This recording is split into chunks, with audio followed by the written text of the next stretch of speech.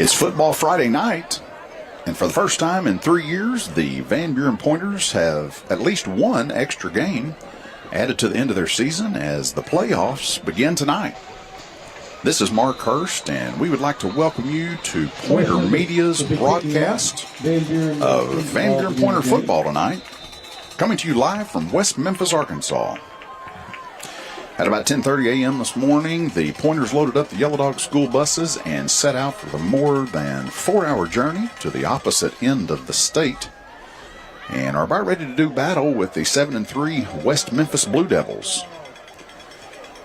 The Pointers stopped at the University of Central Arkansas in Conway to do a walkthrough and got to hang out with former Pointer Malachi Henry for a few minutes and then hit the road for the remaining 2-hour trip to West Memphis, and we are just moments away from game time as the Pointers take the field. My good friend Josh Nichols was unable to make the trip tonight, but something pretty special to me is for me to have my oldest son Jackson joining me in the booth to help me with the color commentary as the Blue Devils into the field. Jackson, welcome to live stream broadcasting.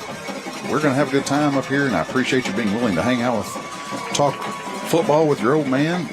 You've done some research and some film study this week. What do you think it's going to take for the Pointers to be successful tonight? Yeah, Dad. Thanks for having me up here. It's kind of been a dream to do this with you. Watched film today over West Memphis playing Searcy. I think it's going to be a battle. I'll talk about the defense first for West Memphis. I think that the strong point of their defense is going to be their D-line. They have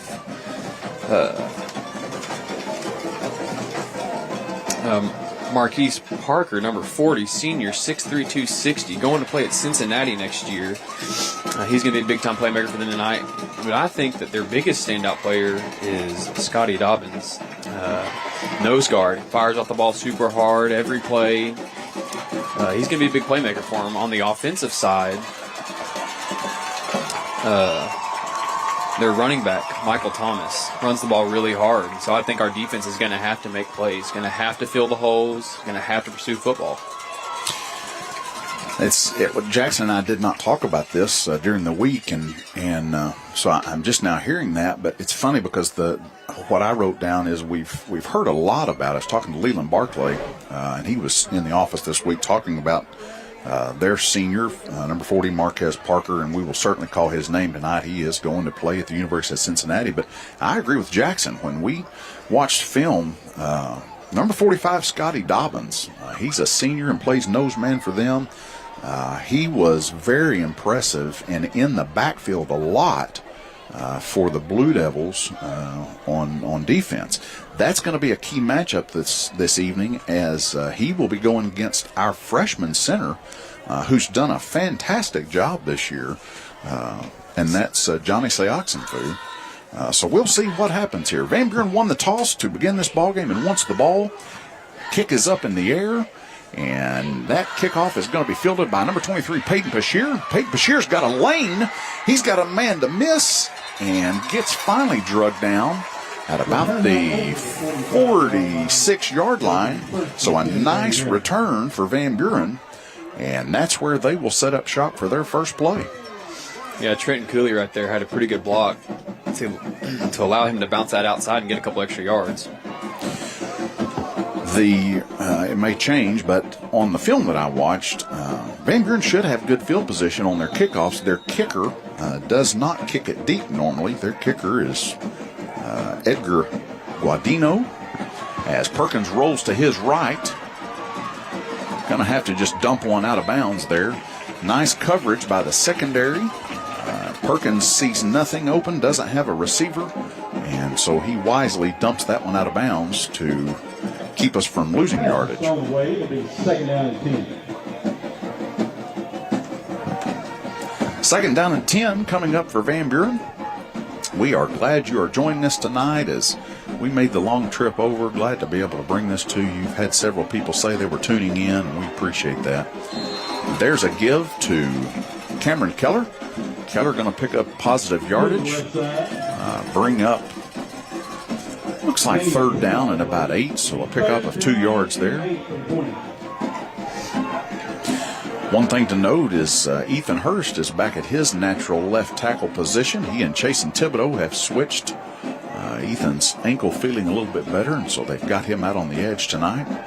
As Perkins drops back and dumps a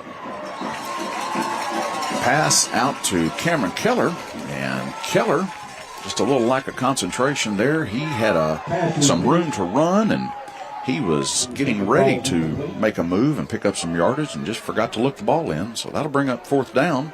And number 90, Manning Dodson, on for the punt. That's just one of those things you hate to see. Playoff game. It's just one of those plays you got to make. Big first down could have been.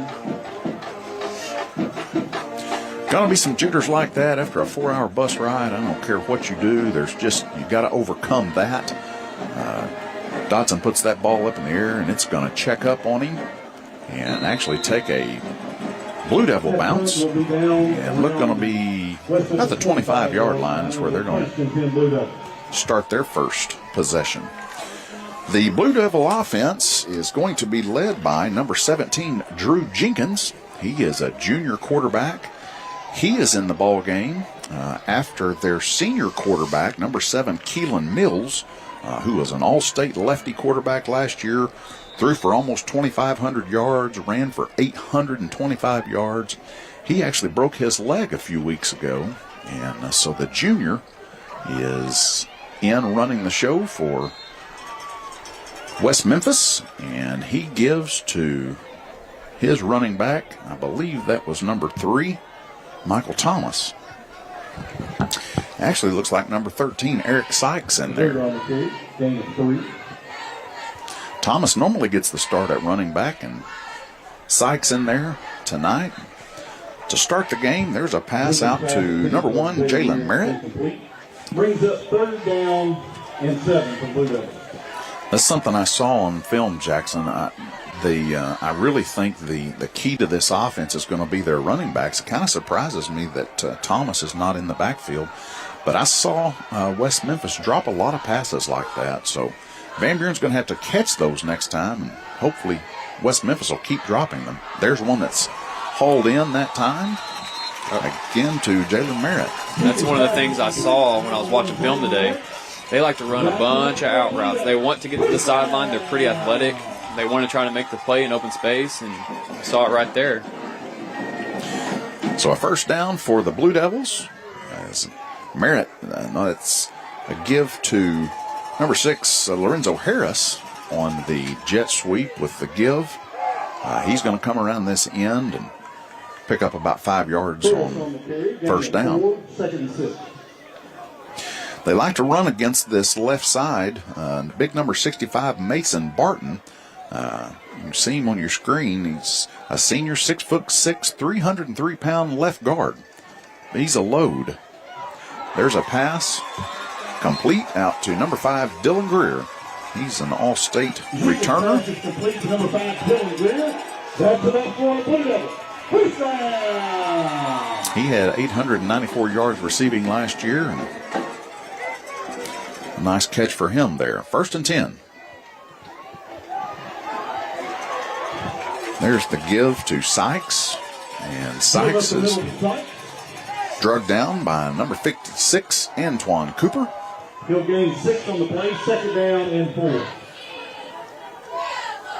The Blue Devils back up with some tempo. And there's a give again to Sykes. Sykes on the carry. Just short of first down yardage. It'll be 3rd and short for Blue Devils. Sykes checks out of the ball game, and Thompson comes in, and they're going to run a wedge formation. Try to get this. They do this in short yardage situations, and they do right there a little extracurricular activity after the play. Van Buren certainly going to have to keep their heads out there. Yeah, we definitely don't need to be doing anything like that. We had an injection last week. We kind of need to keep our cool. One thing to mention is we are missing Drew Brazel right now, who I believe will be back in the 2nd quarter. Brazel was disqualified last week after an incident on the field, and he will be eligible again at that same time in this game, sometime in the 2nd quarter. There's Weston Wilcox on the coverage there, in for Brazel. That Good pass coverage. was intended for Harris. Nice job by Wilcox. We talked about this last week. I really like seeing Wilcox on the defensive side. It's good to see his 6'2" frame out there going up against some of these receivers. And actually, he has the height advantage on all of the receivers tonight for West Memphis. 2nd down and 10. Several men in motion. They will change their formation to a tight formation. There's the inside give to number 1, Jalen Merritt. Merritt going to get around the right end and pick up a first down. Jalen Merritt. And that's enough for the Blue Devils. First down!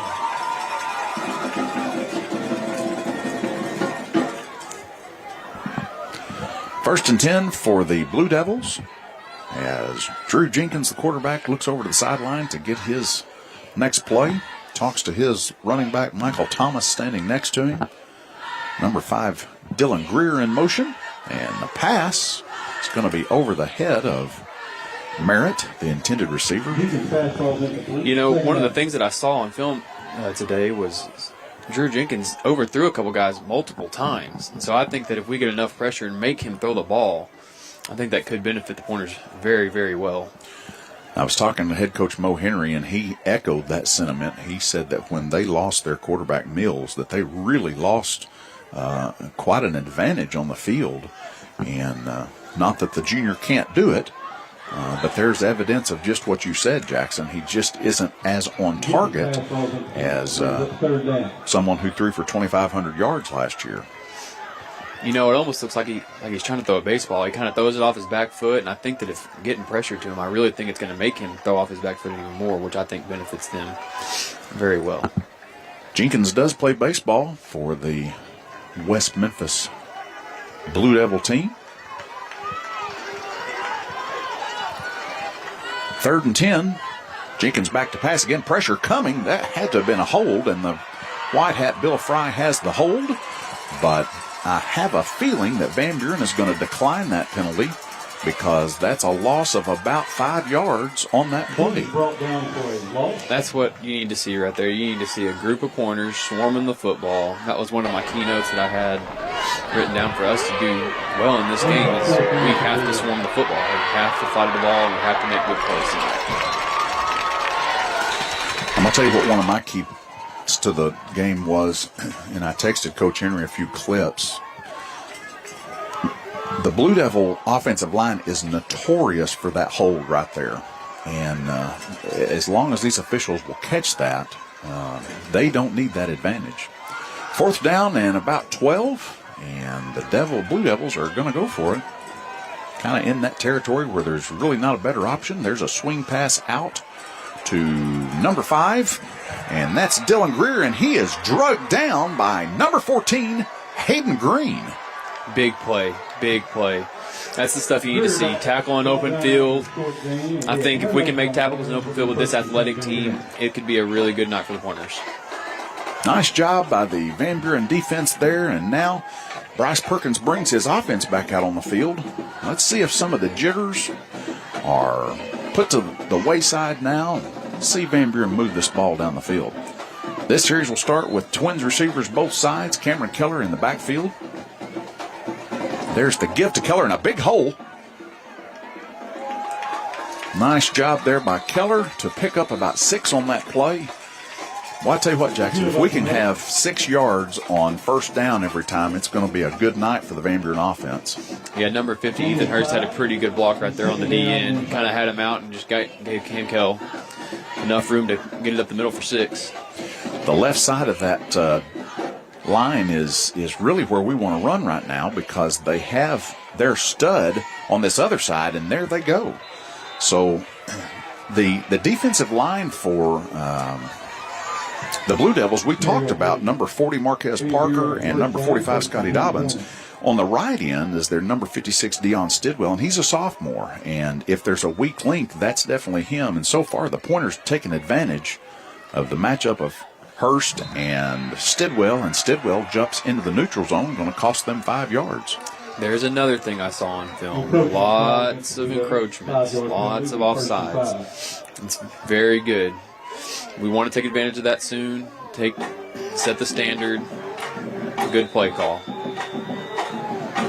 1st and 5 now for the Pointers. I don't know that you don't go right back to Keller on that left side. Now that time, the outside linebacker came on a kind of a blitz on that and got to Keller, actually going to lose a yard on that. So the Blue Devils were thinking the same thing I was. It had worked twice in a row, did it again, and they were ready for it. Twins receivers both sides. Perkins with the snap.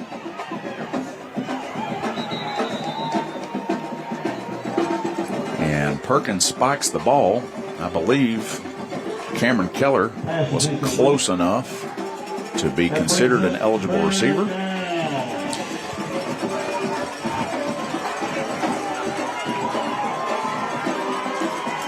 Third down and about 6 for Van Buren.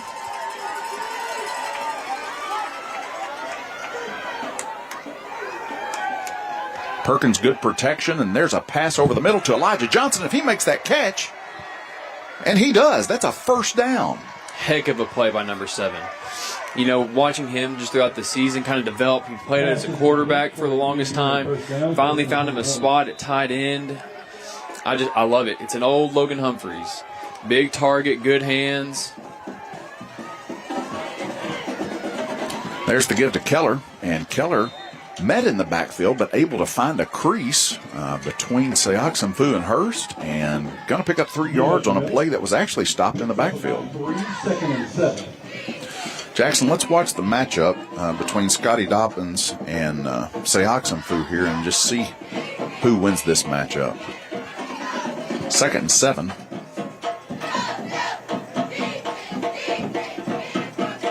Elijah Johnson, Philip Steele split to this near side. Perkins going to run and has a lane and picks up a first down. Nice job by Perkins there. I was really impressed right there. Seoxenfu really just held his own right there on a one-on-one matchup. If that can happen all night long, this is going to be a good game. Scotty Dobbins had his way with the Searcy center last week in a film that Jackson and I were watching, and so to see our freshman Seoxenfu hold his own right there, that's a big advantage. First down. The give to Keller. Keller nowhere to run and actually sneaks back close to the line of scrimmage. Looks like he's going to lose a yard there. I didn't see where that penetration came from. I think it came from right up the middle. Just kind of clogged up pretty quick. Their linebackers are quick. They're going to be there. It's just going to have to be the offensive line getting them out of the way. 2nd and 11. Good pickup on the block by Keller, and the dump out to Elijah Johnson. And Johnson going to pick up another first down. Big pickup by running back Cameron Keller. Had a linebacker blitzing off the edge, and I mean, he bowed up, went head-to-head with him. Good block, allowed Bryce Perkins to get the pass off. There was a sideline warning on the Van Buren sideline. This crew, I just watched the head linesman. They're going to be sticklers for that coach's box over there, and plenty of room on that sideline, so there's nothing wrong with that crew enforcing that play, that procedure. That one was a warning. That was a free one, and so Van Buren's coach is going to have to abide by that. 1st and 10. There's the give to Keller in a huge hole again. Nice job by Chasen Thibodeau. Thibodeau had a huge hole opened up there, and Keller got right behind him to pick up about 5. You know, I'm watching number 41, this D end, and he is wanting to get outside of our tackle hard. And so if they keep doing that and Thibodeau keeps blocking like that, that could have potential for a big play. Perkins has got time to throw. He lofts it up to Cooley, who's going to take some contact. And much to the dismay of the very few fans that are in the stands for West Memphis, contact was made. In high school, the ball does not have to be uncatchable.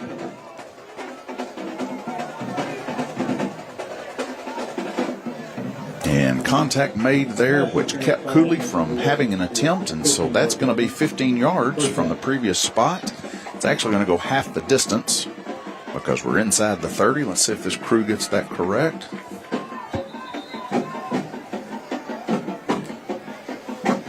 The White Hats already moved the chains. That possession took place on the 24, so we ought to be on about the 12.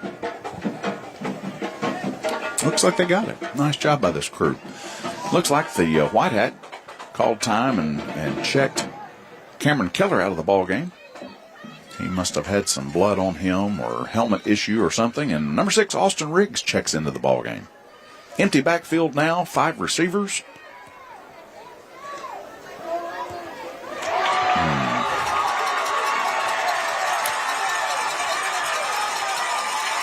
Perkins with a mistake there, just tried to thread a needle. Yeah, it's just one of those things you can't do. Big playoff game. I mean, it looked like he just threw it right to him. I get what he was wanting to do, trying to make a big play right there, but oh well. Tried to hit that quick slant, get it in there quick. The receiver, and I wasn't sure who that was. I missed that. Had the defensive back had good position on him, but didn't take into account the other defender that stepped in front of that. There's a nice tackle by the front 3 for the Van Buren Pointers. There was Michael Thomas. Back into the game, number 3. That's a pretty big play. If we can hold him like that all night. On the play, 2nd and 9.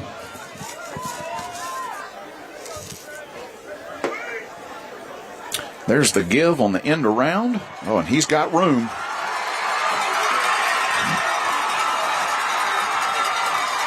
Number 6, Lorenzo Harris. And he's going to score.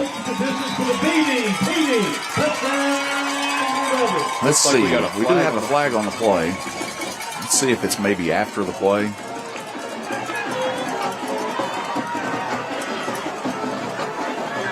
It'd be nice if it was a block in the back or a hold. Boy, that came from the opposite side of the field on something like this. If you're throwing this from that far away, this is either a crew saver, something you saw you had to get, and it was. It was a block in the back. So that's going to be 10 yards from that spot of that foul. I saw the block in the back. I couldn't tell you a number right now because I was focused on the score. I knew I had looked at you, and you had noticed something, and I wasn't sure what it was.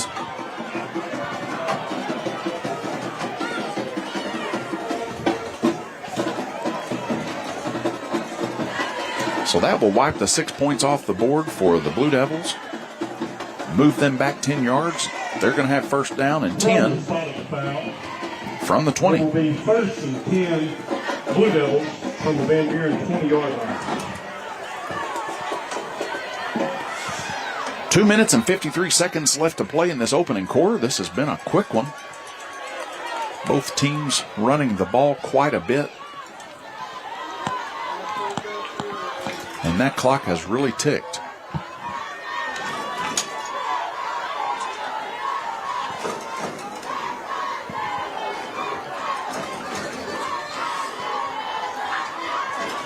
Jenkins with the ball, and he's got a receiver at the top of the end zone. Got a flag down here. Jenkins pass intended for American complete. This is illegal motion. I thought I maybe saw the tight end kind of shift around right before the play.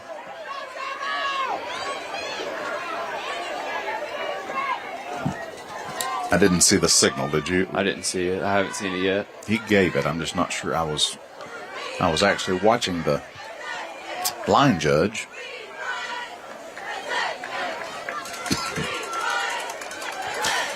Well, we didn't mark off any yardage, so Van Buren declined that penalty, I guess. Had to have been a live ball, legal motion, legal shift, something like that, Jackson. Maybe a legal formation. Van Buren chooses to decline that penalty. 2nd and 10.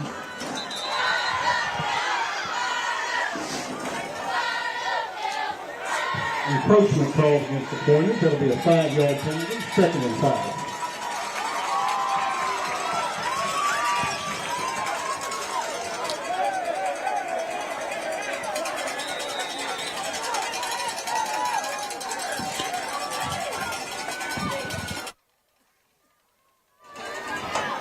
Second and 5 now after the Van Buren mistake.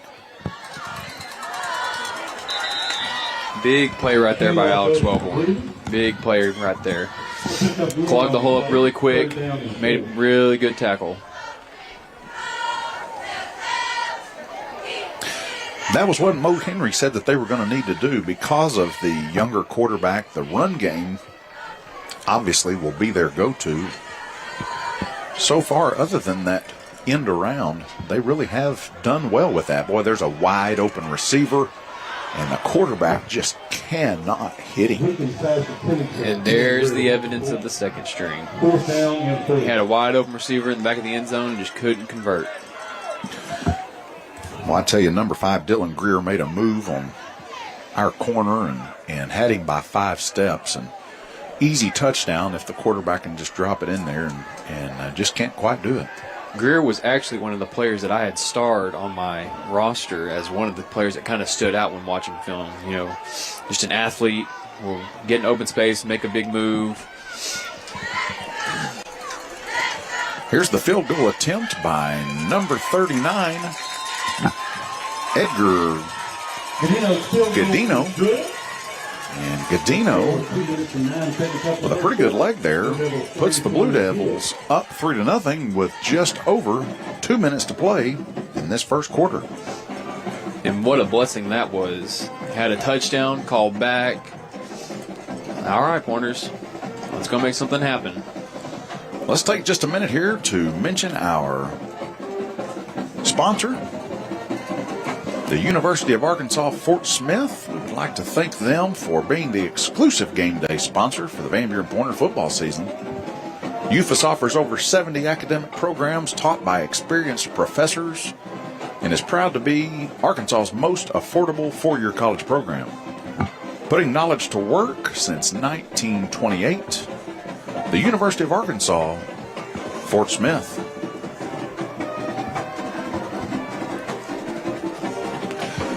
Gadino has the ball teed up, and to me, he has this thing angled to this side, Jackson. I saw several squib kicks from him watching film, several pop-ups. Didn't really see him kick it deep, so let's see what we got here.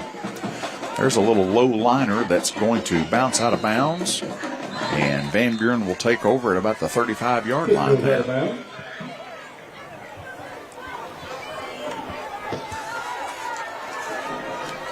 Okay, Van Buren needs to shake off these first 2 series. The first series, they really just looked out of sync. Second series looked much better, and Perkins just tried to squeeze a pass into a receiver that was just covered pretty good by their defensive backs. And now it's time to make it click. The defense did a good job of holding to 3. Time for the offense to take charge of this game. Twins receivers both sides. Keller in the backfield. Perkins has the snap. Going to set up. Thought they were going to try to set up a screen. You know, number 41 just had a pretty good move on our left tackle. He kind of got him with the rip and go. And just kind of pulled our tackle off of him, just pressured Perkins. So that's number 41, Mikel Peterson. He's in it. That right inside now replaces the sophomore. Keller bounces off of him. Tried to pick up a yard and just didn't make it. Brought down the backfield for a loss. I don't know what the O-line was supposed to do on that, but we had a down block on that end, and he just spun right off of it and spun right into our running back. 3rd and 11.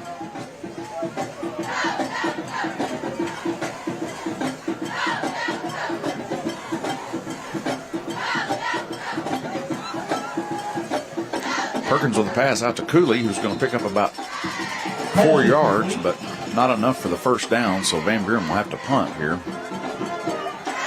Brings up 4th down and 7 for the Well, Pointers. as good as Van Buren looked running the ball on that previous possession, we didn't get this possession blocked correctly. Something happened there. I don't know if Zero back deep return. the Blue Devils saw something and made a change in between series, but looked like a different team that time. And a flag.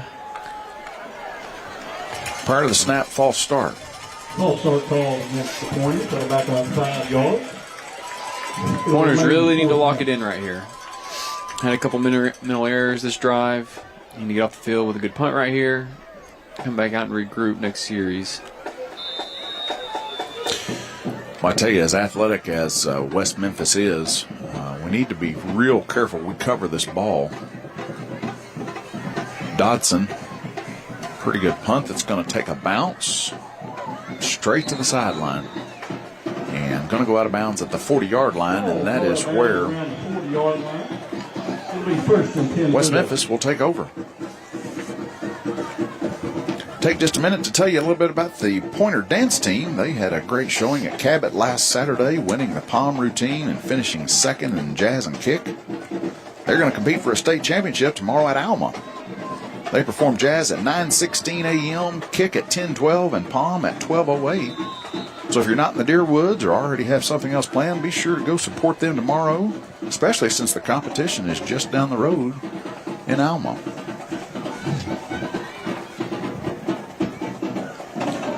First and 10 and the give. There's a hold that they get away with, and a nice job by Peyton Bashir. You want to talk about a dude, 23, Peyton Bashir. He will fly around and hit you in the mouth. It's just one of those things that you like to see in football. You know, I'm pretty old school. I like to see people get hit in the mouth every now and then, and he'll do it. He's not afraid to do it. That's the play that went for big yardage last time, and nice job there by Bashir to keep that from happening. At the end of one quarter, Van Buren down 3-0. We'll take a 1-minute timeout and come back for the second quarter. You're listening and watching Van Buren Pointer football on Pointer Media.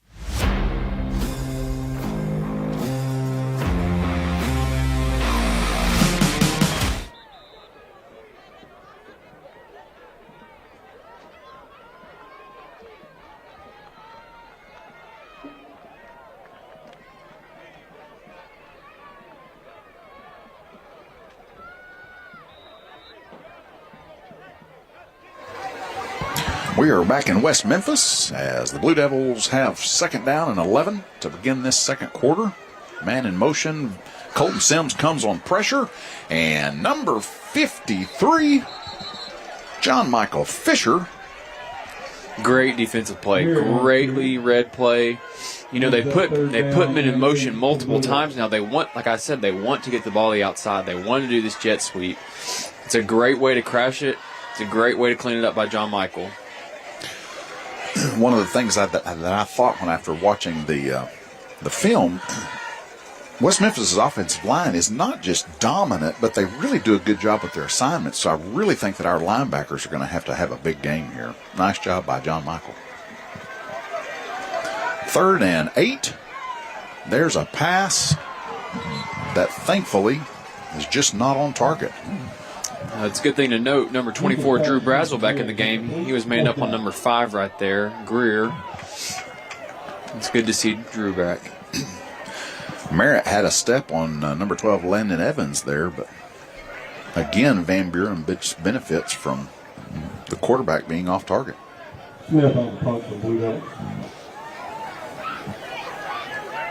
Drew Jenkins is the second quarterback for West Memphis. His brother actually was the quarterback 2 years ago.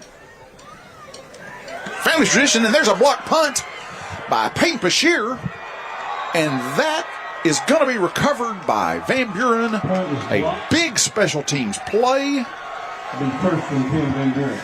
Players make plays, man. It's one of those big plays you got to have in playoff games. Love to see it. Let's get fired up. Should be a good momentum boost going into the second quarter. That is either the third or the fourth blocked either punt or PAT field goal by Bashir this year. And, well, we've talked about it before. You just have to be kind of special, especially crazy, to get in there and block one of those. And that's just Payton Bashir. He never slows down 100% all the time, and that's what that took. 1st and 10 for Van Buren. Perkins has some pressure. Dumps that one over Pass is complete to number 0, Trenton Cooley. Well, I'll tell you what, Perkins had some pepper on that ball. That ball got to him in a hurry. And he kind of threw it off his back foot is what it kind of looked like. I was kind of looking down to see what scores were like around the conference. That's an 8-yard pickup for Cooley. 2nd and 2, the give to Keller. Keller going to find a crease and going to be close to a first down. Looks like he's got it. That's one of those things that I also like to see. I also like to see a running back come downhill with speed, lower their shoulders, fight for the first down. I almost wish the Hogs would do that. We've talked about that several times. There are a few things that the Hogs could learn from the Pointers. They're going to right the ship, though. I feel good about the game against Auburn tomorrow. 1st and goal from the 8. Perkins looks for Phillip Steele. Pass is incomplete. 2nd down. Pretty good coverage there. Actually, not a bad pass. Tried to throw it to his back shoulder or lead him a little bit. And just pretty good coverage there. 2nd down and goal. Trips receivers, Elijah Johnson, Cooley, and Bashir to this near side. Perkins avoids the pressure. He's got room to run. Good block by Trenton Cooley in the end zone, and Van Buren in for the touchdown. Big plays, big plays. You know, had the turnover earlier, and that just shows you a little character about Bryce Perkins. Came back out, made a man miss in the backfield, and booked it to the end zone. He hasn't stopped booking it. He's still running. Actually runs down. He's now to the 45 and finally stops his run as he ran off to the field. It doesn't need to go unnoticed that the block that Trenton Cooley just had right there. Big time block. Manning Dotson on for the PAT. Snap is good. Hold is good. And Van Buren takes the lead 7-3 with 10 minutes and 22 seconds left to play in the second quarter. I agree, Jackson. That play had a long time to develop. And when Cooley saw that Perkins had room to run, the impressive thing was not just the block, but the fact that he held the block without holding. You get into a position like that and have to hold that block for that long, man, it's easy to come up with a holding call. And you love to see it too. Special teams, guys getting after it. Big plays. We'll have to come back and hopefully remember that later on after Van Buren wins. That could be the turning point in the game, and special teams did it. We've talked about Coach Chris Elliott, who does the special teams for Van Buren and does such a great job with that, and coaching those kids up on that punt return team. Payton Bashir coming in and doing the physical work there and actually getting the block. Van Buren has both of its kickers, Kelly and Manning Dotson. Let's see who kicks it off. Kelly going to put this ball in the air, a little pooch kick. Going to kill it at about the 25-yard line. It's bobbled and finally picked up. And that's why they do that play right there. You get Kelly and Dotson out there both. You're not real sure if one's going to kick it deep or pooch kick, if one's going to shoot it the other way. But they actually kind of decide that on the field when they see the way that they're lined up. And then either one of them can go either way. I like it. You know, that's pretty special, too, having two guys that can kick the football. When I was playing, we were pretty blessed with one kicker that could do it all. But to have two of them that can do it, it's pretty cool. Both of these kids, young kids too, we're going to have them around for a long time. Good to see that. 1st and 10 now for the Blue Devils. Thomas out of the game, but the give there to Eric Sykes, number 13. Boy, and he is a load. 5'7", 216 pounds. Well, I tell you what, he gets his helmet out above his pads there, and he lowers that shoulder, and he's hard to bring down. Well, and there's a nice hole by the left side of that offensive line, number 65, Mason Martin.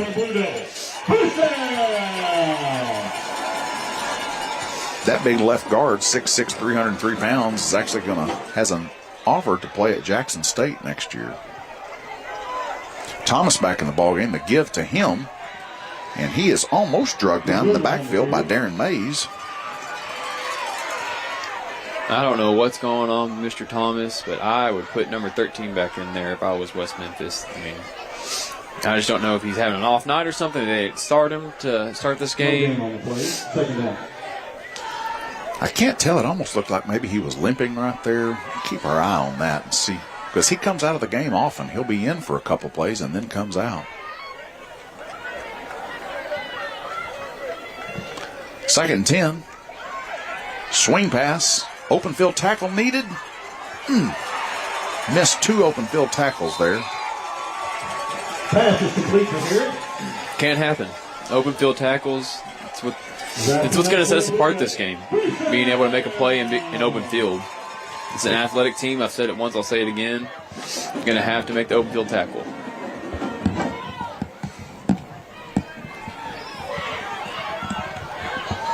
There's the give to the left side.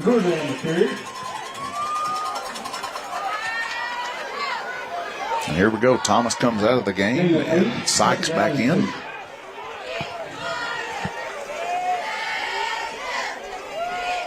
Yeah, see, Thomas is over here stretching as Sykes goes up the middle and just bounces off of us. You can't tackle him that way. You can't tackle that way. We have to wrap him up. But I did notice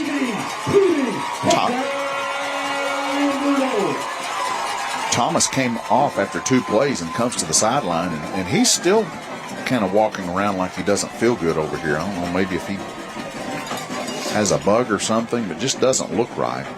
But I'll tell you what, if Sykes keeps running it like that, they really don't need Thomas.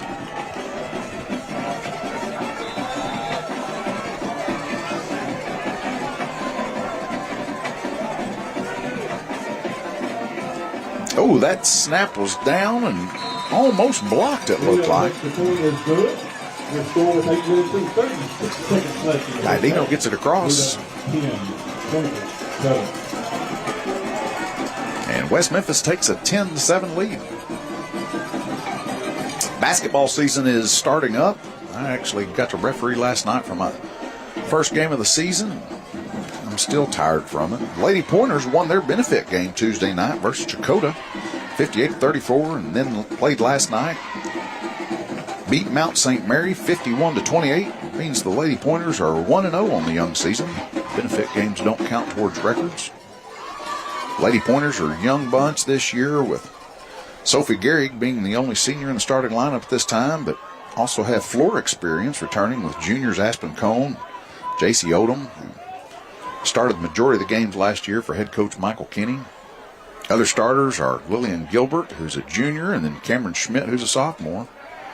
They'll get some help off the bench from seniors Vi Johnson and Tatum Swafford, juniors Brinley Henry, and sophomore A.J. McDonald. Looking forward to watching the Lady Pointers play this year.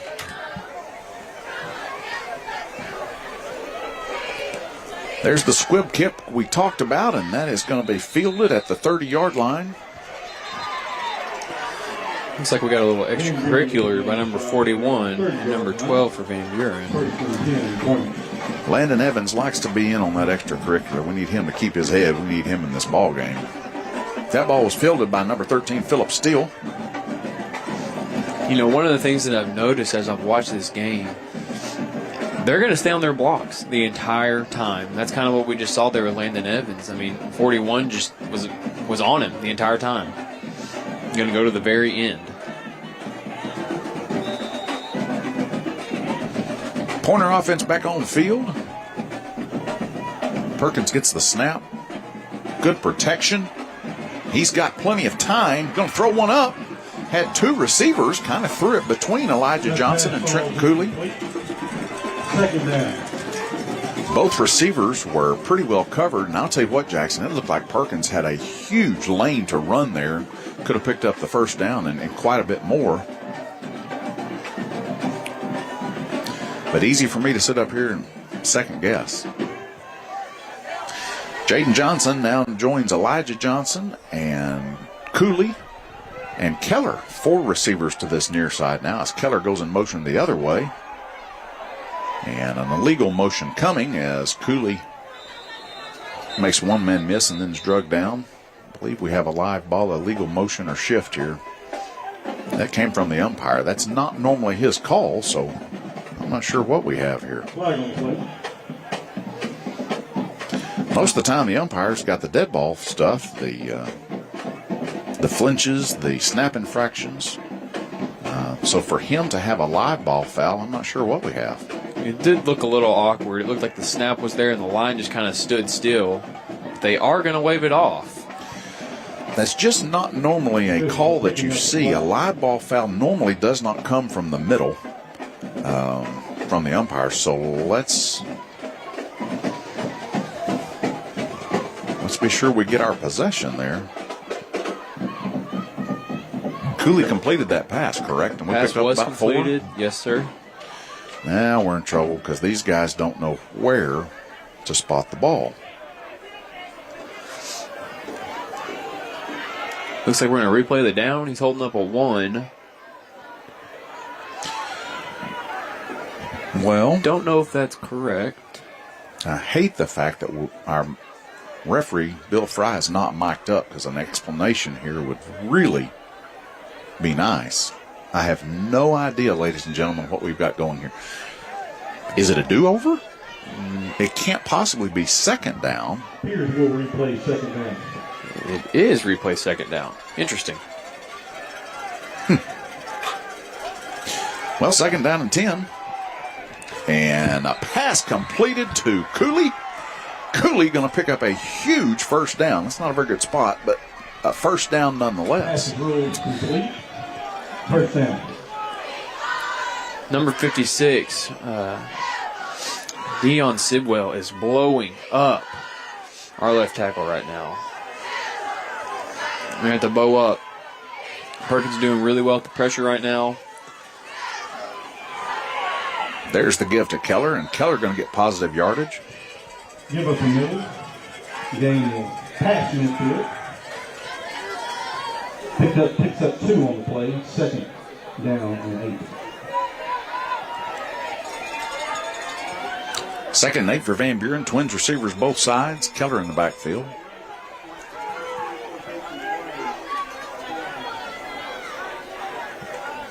The give to Keller. Ugh. And a blitz comes on that. Number 2.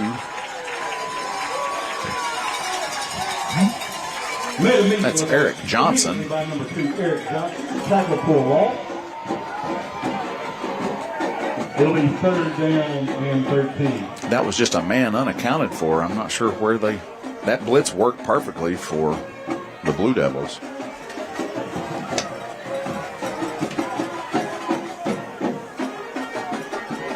Third and 13. Cooley in motion.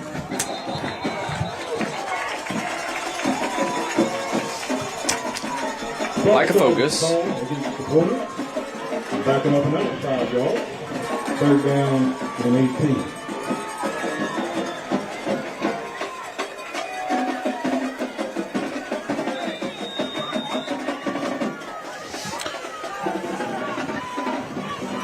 You said it earlier, Jackson. The Pointers are going to have to get it figured out. They're like a focus here. The penalties, the assignment misses. We're going to have to get that figured out. Third and 18. Screen coming. It's set up nicely. Oh, Keller gets so close to the first down and has a terrible spot again. You know, good play right there, but I wish Cameron Keller would have bounced it outside of Thibodeau and Ethan. That could have gone for a little bit more. I'm not sure how much more it was, but you're right. I don't know what this spot was. Not getting very good spots by this crew. Van Buren thinking about going for it here. Maybe try to draw them offsides. A 5-yard penalty will pick up a first down. See what we get. Cooley in motion. Nice pickup by Cameron Keller. And a wide open Peyton Bashir. And Peyton Bashir in for 6 points for Van Buren.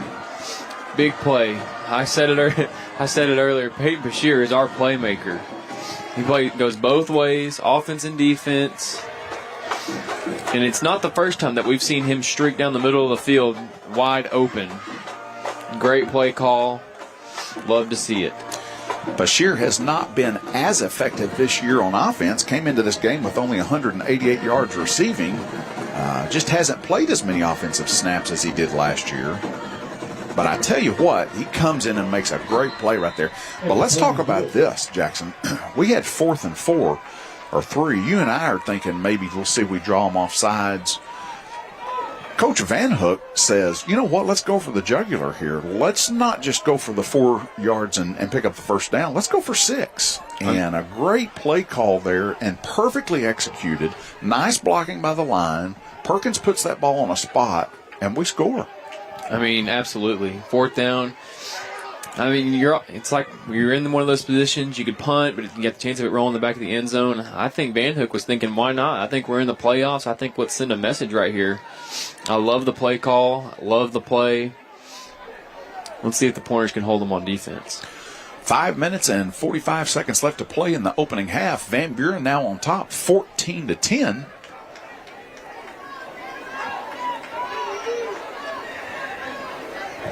As Van Buren, Manning Dotson, Derek Kelly get ready to kick it off. The fake by Dotson, the pop-up by Kelly, fielded on the run, makes a man miss, makes another man miss. Here comes the athleticism. That's Thomas. Michael Thomas going to be drugged down almost by Manning Dotson. Does just enough for the rest of the kickoff team to get over there. And finally, Thomas is brought down at the 20-yard line. Well, there's the athleticism that we saw on film. Maybe he's not hurt after all. But that's the kind of plays that we were seeing him make earlier.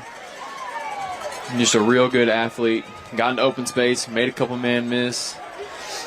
Down to the Van Buren 20. Our defense going to have to bow up right here. I've got a feeling they won't do that pop-up kick anymore. We'll see. 1st and 10 from the 20 for Van Buren. Van Buren's 20.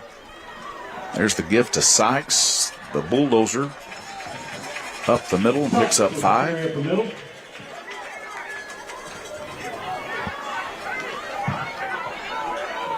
53, John Michael Fisher helped bring him down. 2nd and 5, the give again to Sykes. And this time, Big Alex grabs a hold of the back of the jersey for Sykes. And kind of looked like Big Alex was getting held a little bit right there. Hopefully the white hat notices that. I was afraid Big Alex was going to get called for a horse collar there. That was real close to being in the top of that collar. Thankfully not. 3rd and 3. Quick pass.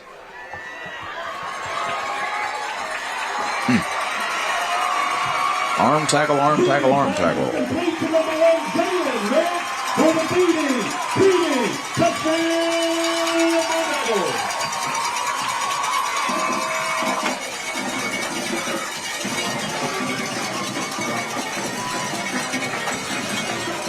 So just that quickly,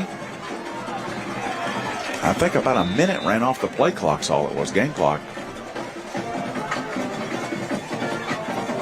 West Memphis takes the lead again. Point after try is good. What was our back judge doing right there? The back judge is still trying to figure out where the head linesman was. because the head linesman was not underneath the goalpost where he was supposed to be. White Hat and the head linesman are going to discuss this. See if they can't get that figured out. Back judge not very happy with his partner there, was he? I don't think so. I mean, I wouldn't be. The back judge had the left upright. Head linesman supposed to be under the right upright. He's still scratching his head out there. So we've got a lack of focus.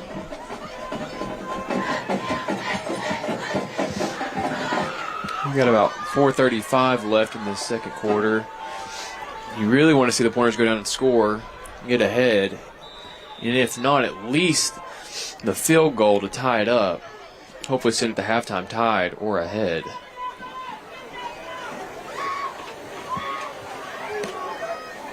Squib kick. That's going to be fielded by, I believe that was Philip Steele. It was.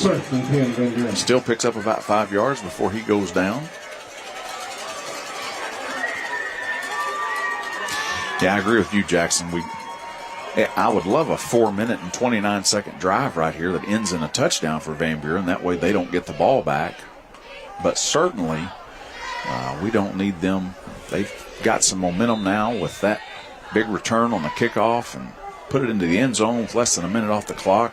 Don't need to give the ball back to them if at all possible. Press coverage now shown by West Memphis, and the give up the middle to Cameron Keller. Give up the middle. Nice job by the offensive line. Offensive line pretty much got those 3 yards.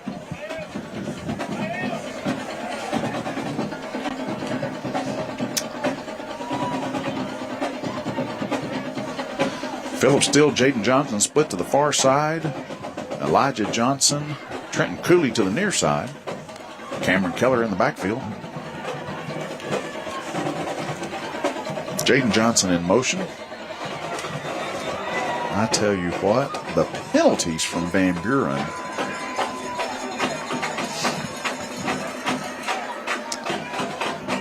Sergeant's call against the Pointers. Call back in 5 yards. Second down and 13. Can't happen. Trying to get momentum, just one of those things that just absolutely kills it. Second down and 13 now. Jaden Johnson again in motion. And the pass up to Trent Cooley, who's got to be interfered with on that pass. And no call. And that defender had his hands all up in his grill. On the defense. Wow. Third down and 13. Oh, well, next play.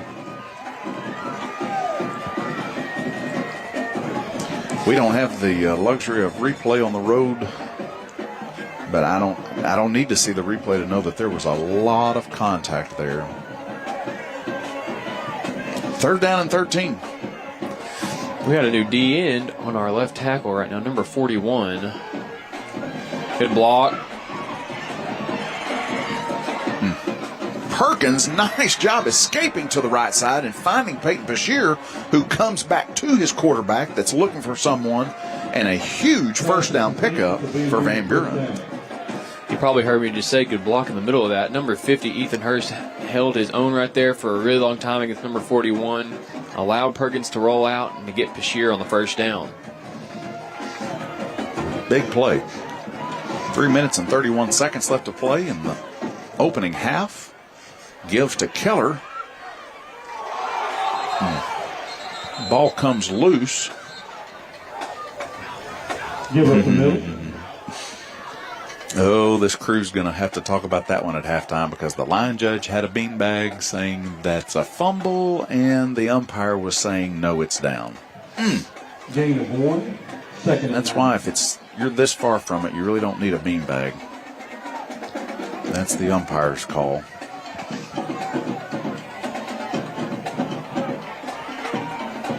Looks like they're about to bring some pressure. Stacked Twins receivers both sides. Nice give to Cameron Keller, who's going to bust through. He's at the 20, the 15, 10, and he's in for the Van Buren touchdown.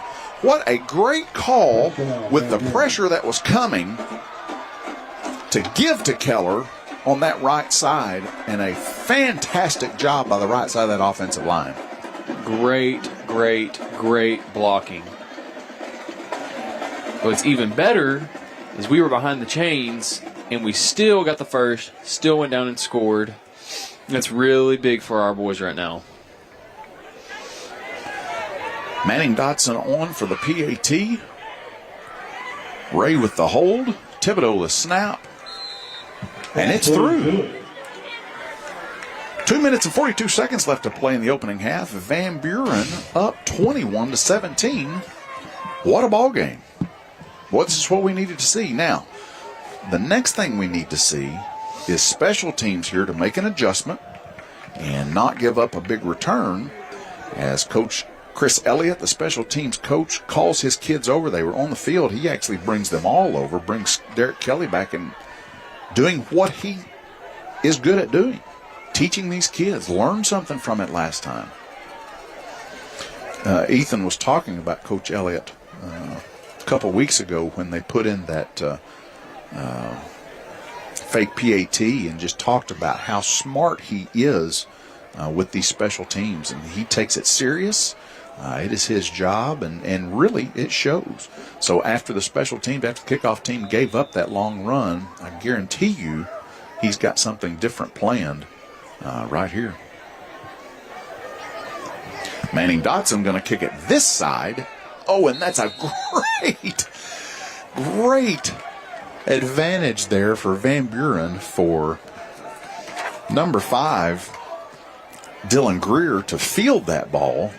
If he doesn't field that ball goes out of bounds, and Van Buren's penalized. But because he fielded that ball and then stepped out of bounds, that's a big break for Van Buren. Because somebody needs to go up to him and give him a high five for helping us out a lot right there. I have a feeling that head coach Robert Hooks from West Memphis will get over to Greer and talk to him about that. So let that go, man. Get us 5 extra yards. Get us up to the 35. 1st and 10. Jenkins with the snap, the give to Thomas. Thomas met in the backfield, bounces off of him, and almost brung down by Tristan Ray. My goodness, that guy is elusive, isn't he? He's an athlete. He's going to make the plays. He's going to get out of tackles.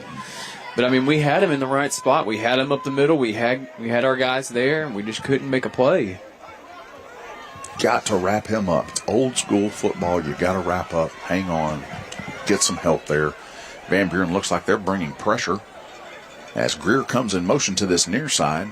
Van Buren still shows pressure, bringing everybody, and they get to him and bring Jenkins down in the backfield. Big Alex Welburn is the man who ends up doing it. But so many of the pointers there. Caden Webb, it looks like, in on that play. They brought the house that time, Jackson. You know, that's really good to see. You can bring a lot of pressure and get to him quick enough to allow him to not get a ball out, because you bring that much pressure, somebody's bound to be open. Great play by the Pointer defense. 3rd and 5 now. Big play for the Pointers. Jenkins has time to throw, and he's got an open receiver who drops the ball. Nice job by Landon Evans, who comes in and makes a hit. And Merritt can't hold on. Heck of a play right there. That's going to give us the ball with a little under 1:20 before half. It's a big play for the Pointers. Hopefully no trickery comes of this. We can go into halftime with a lead. Their punter number 11, Joshua Smith, junior, 5'9", 215 pounds, on for the punt. Looks like Trenton Cooley and Drew Braswell deep for Van Buren.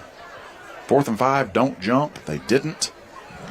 Kick is up, and it is a end over end. Van Buren calling Peter, which means get away. And the Blue Devils have a hard time getting hold of that ball to down it. Now, if I'm not mistaken, I saw, okay, the officials got it right. I'd say I saw the Blue Devils touch it. Well, I guess the 39, and everybody else kind of kept scrambling for it. Van Buren has 1 minute and 9 seconds left, along with 3 timeouts, to see if they can put another score on the board. Twins receivers both sides. Screen coming. Dumps it out to Keller, who has great blocking in front of him. Keller just couldn't quite get to that. That ball floated just a tad to get over the pressure that was coming. And Thibodeau and Hurst and Cooley just too far out in front. But Keller picks up 7 nonetheless. Ethan mentioned they had several screen passes in the game plan this week, and so far they have worked. Perkins spreads to the other side. Peyton Bashir just dropped one, it looked like. It was right through his hands. I want to go back to the screen.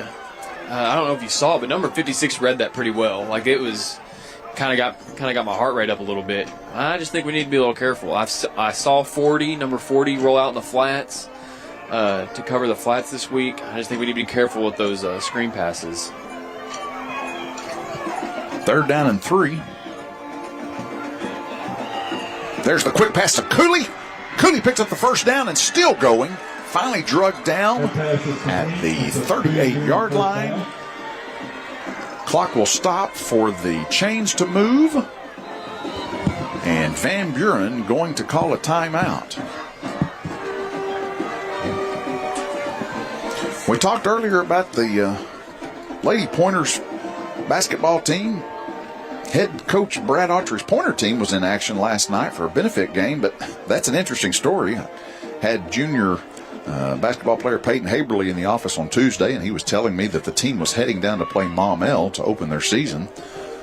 Well, at the last minute, Coach Autry and Drew Cohn found out by happenstance that Maumelle had already played their benefit game, so the Pointers couldn't make that trip. The reason that matters is benefit games do not count towards the maximum 30 games that teams can play each season. Had they played that game and the state caught that, that could potentially have had to forfeit their last game of the season, which would have really cost them because that would have been a conference game.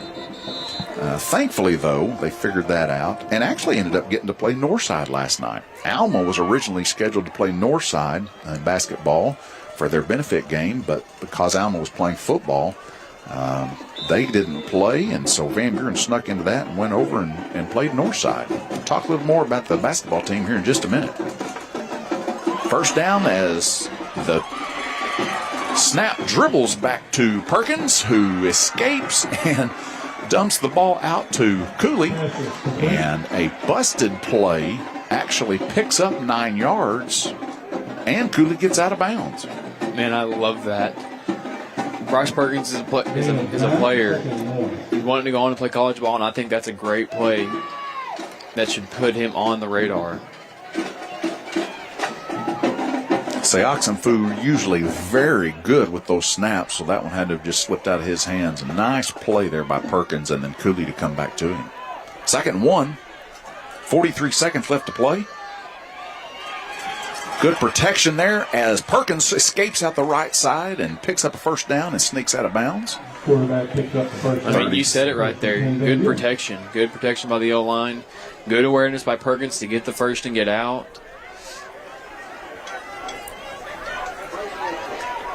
37 seconds left to play. Van Buren still has 2 timeouts.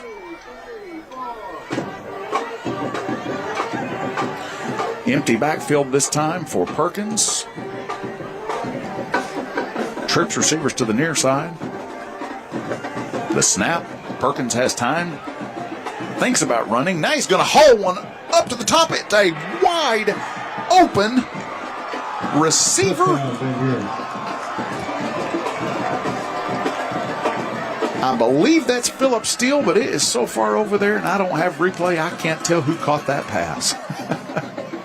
Well, I still haven't seen a signal for touchdown.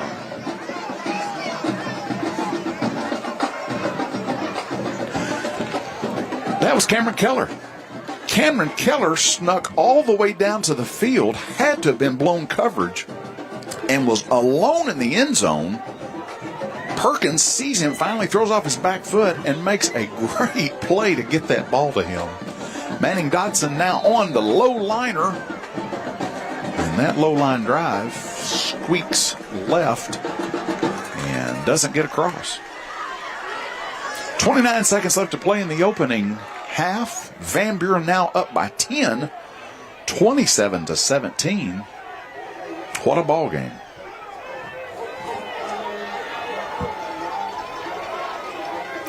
Let me go back and finish talking just a little bit about the Van Buren Pointer basketball team while the special teams come back out here. So Van Buren went over and played Northside last night, got beat, but for an early season game and without some of their football players, really put up a pretty decent performance. The starters for Van Buren right now, senior Gladden McDonald, Devin Mays, Jackson Cazell, and then at this time, juniors A.G. Denton, Ty Cobley in the starting lineup. They're going to get some help from Drew Brazel and Trenton Cooley and Elijah Johnson when football's over. Looking forward to watching the Van Buren Pointer basketball team. There's the pop-up. That pop-up kicks, they're having a hard time getting together. I've got it, you take it. And finally, number 5, Dylan Greer, falls on it.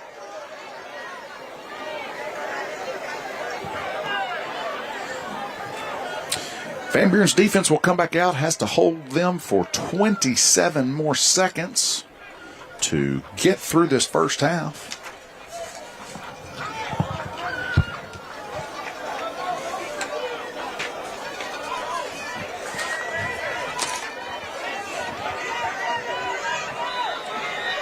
Jenkins brings his team out. He's got Thomas in the backfield with him. Trips receivers to the far side. Jenkins has time to throw. He wants to go deep. He's going to have to dump it off, and there is no one up on Thomas. Nice job there by Caden Webb, I believe, to come out of his linebacker position to push him out of bounds. Good coverage right there by our secondary. I mean, he had all the time in the world to throw right there.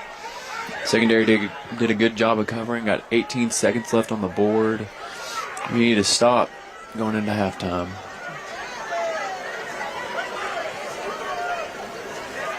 Blue Devils picked up 9 yards on that play. 2nd 1. Jenkins with the snap. Pressure comes this time. He goes deep and no one close to that one. Not really sure what he saw right there. There was about 3 or 4 pointers right on their guys. 3rd down and 1. We're down to 12 seconds left to play in the opening half.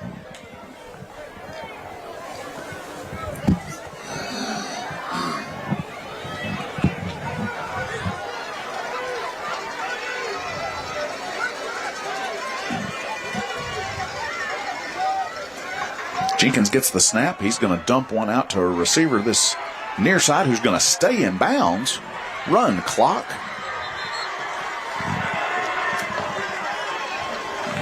That was Greer that caught that ball. Number 8, Tristan Ray on the tackle. This is a pretty good tackle by number 8, Tristan Ray right there. Had him in open field and kind of manhandled him for the tackle. Looks like Ray gives up a couple of inches and several pounds to Greer. So I agree with you. That was a nice play in open field. Not real sure what Greer was thinking there. He had the out of bounds if he wanted it. Chose to stay in bounds. You know, part of me thinks that he might have thought they were out of time. There may have just been a lack of awareness of the game. So I partly understand what he was trying to do. Well, now that you say that, there is only one game clock, and it was behind him, so there was no way he could see the clock to see. So you may be right. He may have thought he had to make something happen right there.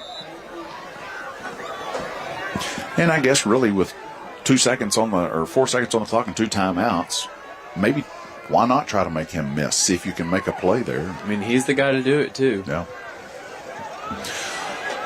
One last play, I assume, barring any kind of crazy defensive penalty. trips receivers to the far side for West Memphis. Single receiver Merritt to this near side. Jenkins gets the snap and is going to dump it short. And a little trickeration coming here. Merritt with the hook and ladder, and then a behind-the-back pass that's going to go out of bounds. And Van Buren is going to escape that craziness and head to the end zone. And they're ahead 27-17. What a great half of football. Definitely some things to talk about, fix some things at halftime. But a great position for Van Buren to be in.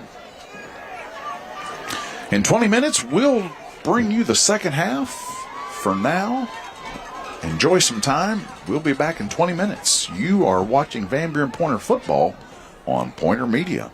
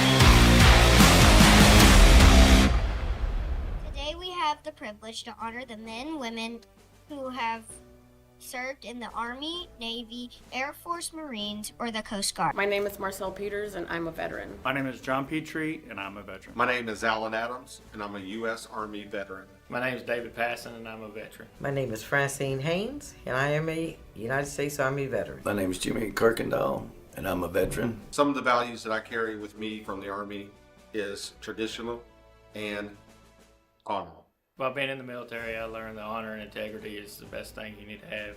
The Army values, which is loyalty, duty, respect, selfless service, honor, integrity, and personal courage.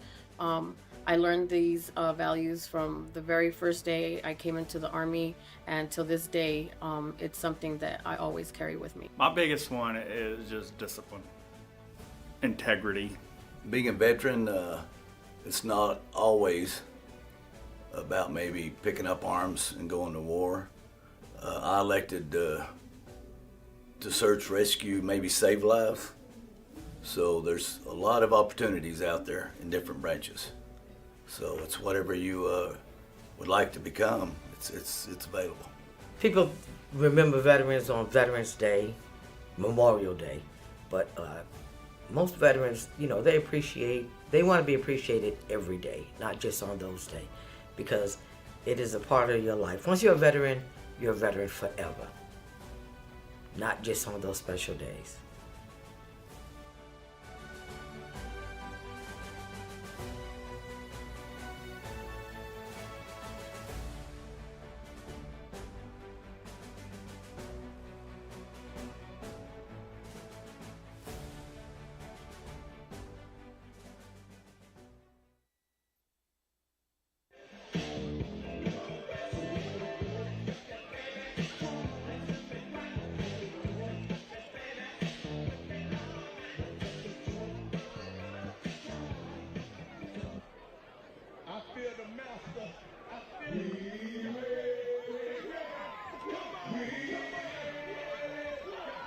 Both teams back on the field now.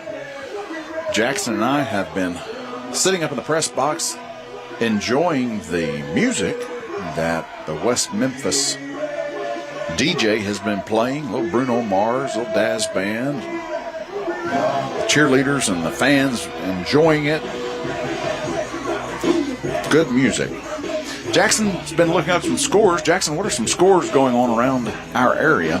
Yeah, Mark, we're going to start off in the 7A. We got Springdale Harbor playing Cabot, and Harbor is down 6-21 at half. We're going to travel to our side of town. Fort Smith Southside playing Jonesboro, and they're up 32-14.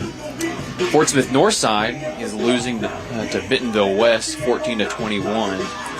And we're going to finish off in the 7A with North Little Rock down to Rogers 28-6. And then we'll move over to 6A. Mountain Home is up on Little Rock Catholic 14-13. Greenbrier up on Searcy 28-7 at half. And Pulaski Academy up on El Dorado 12-7 at half. That's interesting, those 6A scores. And it's kind of something that Josh and I talked about last week. The west side of the bracket, the West Conference, and it kind of proves it, they're leading all four of these games tonight at halftime. But the West is in my opinion, a better conference, just top to bottom, better conference. And, we said this last year. Mountain Home squeaked in the playoffs last year over us and got into it and won first round. They actually came up here to West Memphis, I think, and won a first round. And we just talked about it. If you get into the playoffs, the West is so strong, the competition we play is so strong that you really have a good chance of picking up a win in this first round and then see what happens. Yeah, we're not going to say anything, but the Pointers are playing well enough. This could be a good game to watch to the end. I've got friends of mine that are officiating both at Greenbrier and Little Rock Catholic tonight. And I told both of those crews, I said, you got to watch out for the West, Greenbrier and Mountain Home. Make both of those games, and so far they have. To start the second half, Van Buren won the toss to start the ball game. They wanted the ball, and so they will kick off now. There's the fake by Manning Dotson and a deep kick over the head of the deepest receiver. Going to check up at about the 2-yard line and then finally cross into the end zone. Goes into the end zone for a touchback. Derek Kelly, First and sophomore, 10 goal. definitely has the leg to put that in the end zone. And with the flag straight down the pole, no wind to keep that from getting there, and it did. I like that kickoff. You and I talked about, maybe you changed the kickoff approach since they had the big gain on that one kickoff, and I like seeing Derek Kelly kick it deep. Van Buren's defense will start this second half.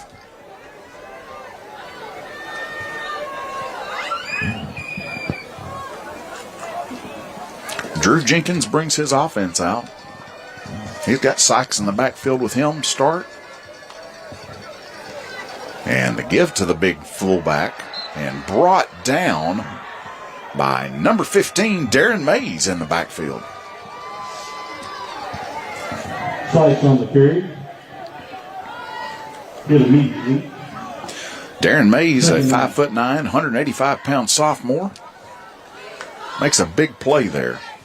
That was a good play right there. Number 76 had a really good pull block, but our defense just read that really well. Second down, swing pass to the right of Jenkins. Hayden Green grabs a hold of him and finally drags him down, and looks like Van Buren has someone shaken up on the play. Pass complete to Jalen Merritt. Can't tell exactly who that is. Gain of 7, third down and 3. That may be Hayden Green. I don't see him in the huddle there. Trainer Jordan Qualls out to check on him, and that is who that is, Hayden Green. Mo Henry over now to check on Hayden. Hayden has been banged up this year. He's had some rib injuries. Almost looks like Jordan looking at his leg or knee. Couldn't really see the play from up here, but it looked like there was a lot of pointers there to make a play. You kind of just wonder if he got landed on funny or something. But it looks like he's getting up off the field. Coach Mo Henry pulls him up and helps Hayden get to the sideline. He's definitely limping. Looks like on that right leg, knee area. So he will come out of the ball game. And Weston Wilcox checks in for him in Van Buren's secondary. Referee Bill Fry brings West Memphis back out to the field. And we will have third down in about 2.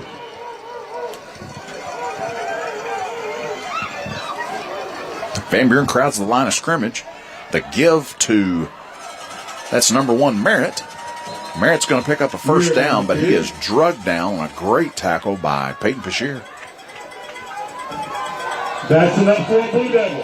First down!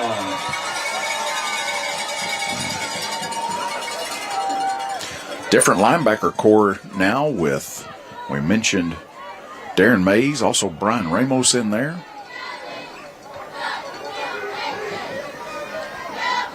Tight formation now from West Memphis. Empty backfield, end around. He's going to be drugged down from the backside by number 56, Antoine Cooper. Jalen Merritt on the carry. He'll pick up 2 on the play, second down and 8. Great play by the sophomore right there. Mark, I'm not seeing John Michael out there. I don't know that if I missed a play earlier and he got hurt. He hasn't been in on this. Darren Mays has been playing that middle linebacker position. There's a nice tackle. Well, I tell you what, they ran into big number 99, Alex Welburn there, and there was no place to go. Alex had a pretty good first half. The Pointers really need him to keep pushing strong, but it looks like he is on the ground right now. Brings up third down. Looks like Big Alex pounding the ground. Something going on there. We'll see. Trainer Jordan Qualls come out, see what's going on with Big Alex. I saw his replacement, number 97, Jacob Wagner, get into the huddle with Coach Haynes. And Well, it looks to be as if he has a cramp. okay. He's getting up and walking off the field. You know, Mark, that's one of those things that you have to prepare for.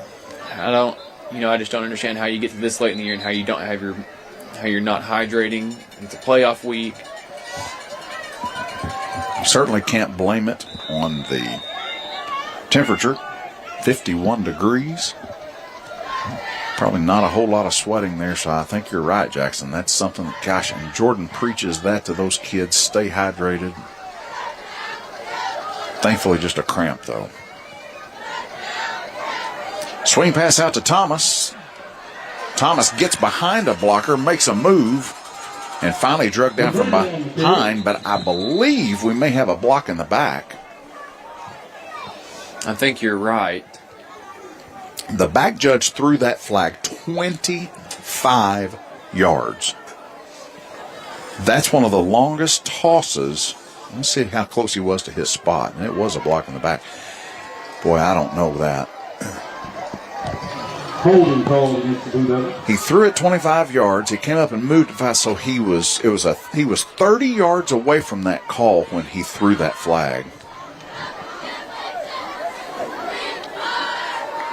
It must have been egregious. I really think I saw the play, though, Jackson. I think it was a good block, and then our defender turned his back after they had been engaged. So I'm not sure, but we will take it. Van Buren will take that. I'm really impressed by the back judge. I don't know what he's got his flag weighted with, but there have to be some bolts and washers or something in that thing.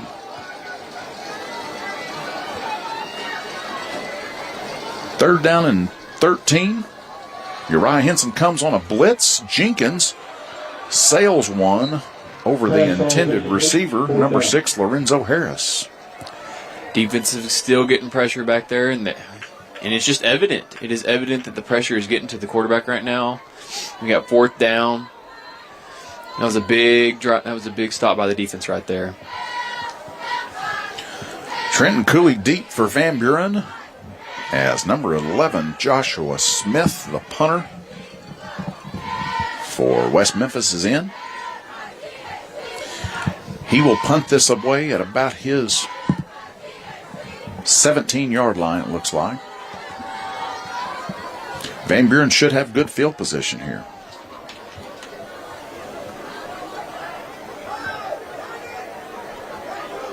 I'm not real sure the hold of it. Looks like they're trying to get the snap clock figured out. It's finally running. Boy, how about a big return from Cooley right here? Looks like Van Buren's bringing all kinds of pressure. And they did. That's a wobbly kick. Not going to be able to be fielded. Boy, I tell you what, it takes a fantastic bounce. And going to be downed, and Van Buren's going to take over at about their 25-yard line. You know, Mark, we just saw them bring a lot of pressure. I wonder if that was not Coach Elliott's thinking, hey, we blocked a kick already? Let's try and get more pressure on this punter. Yeah, that was a little better protection there. And that punter able to get not a pretty kick, but a very effective kick. Oh, we're wanting to run something quick here. We saw Elijah Johnson and our other receiver get out here pretty quickly. Stacked twins receivers both sides. The give to Keller up the middle. And Keller going to pick up 2. Give goes up the middle. He'll pick up 2 on the play, 2nd and 8. Same players stay on the field. Elijah Johnson and Phillip Steele split to the near side. Cooley and Jaden Johnson, far side. Stacked receiver set again with Keller in the backfield.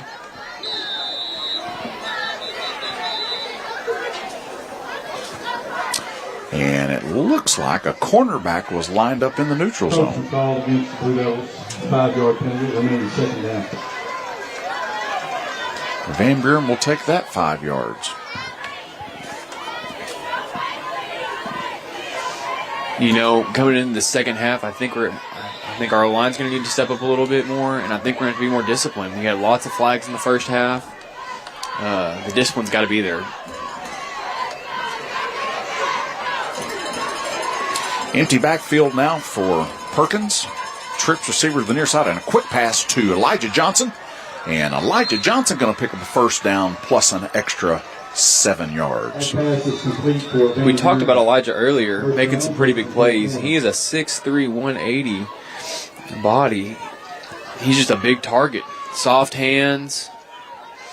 I'd throw to him every time if I was Perkins. He comes into this game with 242 yards receiving. Nice pickup there for the junior. Empty backfield again. Blitz coming from West Memphis from this close side here. And Elijah Johnson just going to do the same thing on the opposite side. You know, he said he only had 200-something yards of receiving, but I guarantee you all 242 of those were big plays. You know, he made some pretty big plays for us when we played Russellville. That was a really close game. I don't even know if he had more than 3 catches, but the 2 catches that he had were big plays. They just come at clutch times. He had the big touchdown last week for the first time. First time he scored this season, and the players are so excited for him to get into the end zone. Just such a good kid.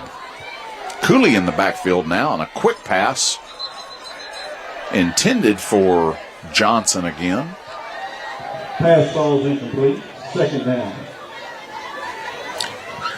Pressure came there. Looks like Perkins taking up for his receiver Johnson, who was pushed down by the defender. I don't think that there was anything egregious to that, but I like to see Perkins taking up for his receiver there.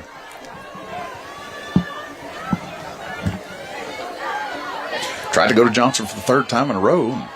Just wasn't there. A little bit too much pressure, I think. Just didn't quite have time to let that route develop. Cooley comes in motion to this near side. False start call against Van Buren at about 5 yards. Remaining second down. I missed that, but I see Trenton Cooley going to our freshman center, Seoxin Fu, patting him on the head, saying, "We're good. Let's go. Keep your head." Seoxin Fu also played a great first half. We talked about their nose guard being a dude. And he's doing a heck of a job staying on him tonight. Cooley in motion to this near side. Doggone it. That's actually not the right call. That was not a false start. And coming towards the line in the motion. Yeah. Cooley did break towards the line of scrimmage. That should have been a live ball, illegal motion. Penalty. The result is still 5 yards, but the live ball would have allowed that play to happen. All right, Pointers, we got to lock it in right here. It's 2 back-to-back penalties. You just can't have them.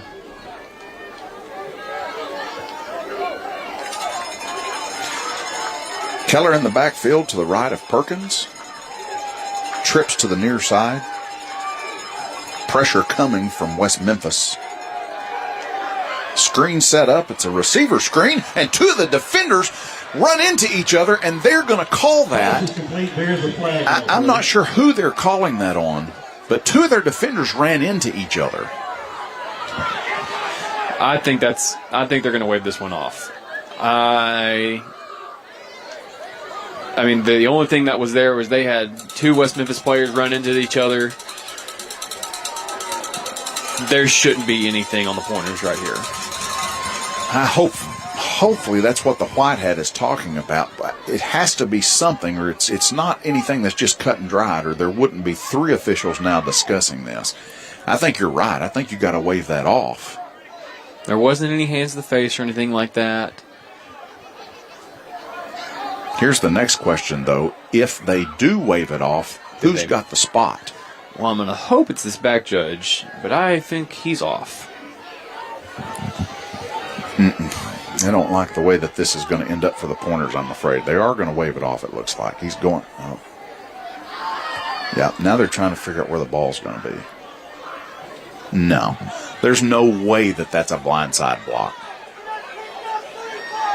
If I'm Coach Henry right now, I'm probably losing my mind a little bit. If that's what they go with.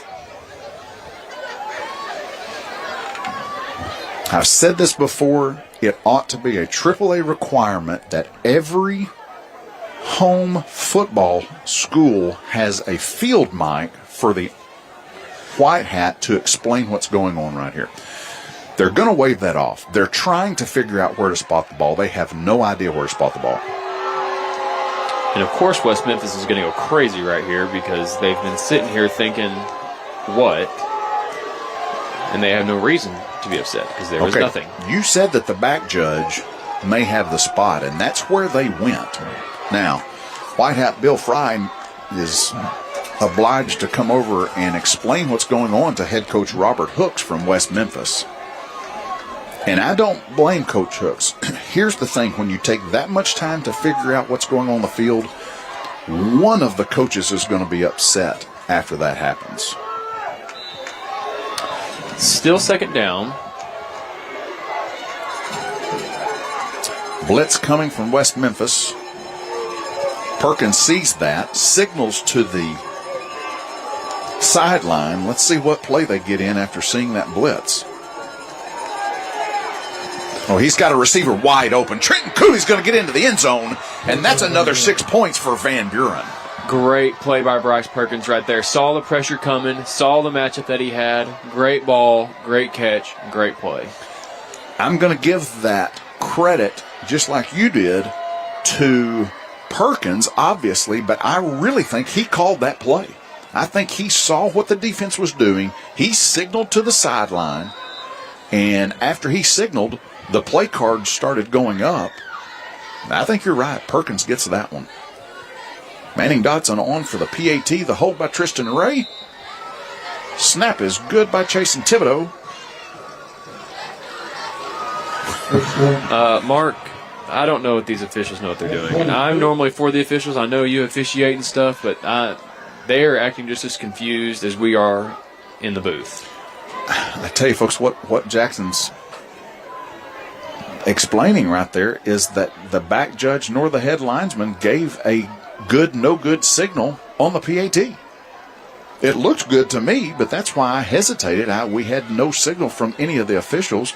The white hat couldn't signal because he hadn't got. And then finally, it's like they remembered, oh, shoot, we've got a job to do here. We better rule whether this is good or no good. I'm with you, Jackson. They look out of sync, and, boy, that's certainly not what you want. First round of the playoffs. It's always an honor for these crews to be selected. Not everyone gets to work playoffs. These playoff selections come from the AAA, from the state, not local assigners, and so it's a privilege to be here. These guys need to get on their game and figure it out. Derek Kelly going to kick this ball deep. It's going to be fielded at about the 11, maybe. It's dropped and then picked up by Thomas. Hayden Green grabs a hold of his jersey and waits till Weston Wilcox comes in. And he and Caden Webb clean up the tackle.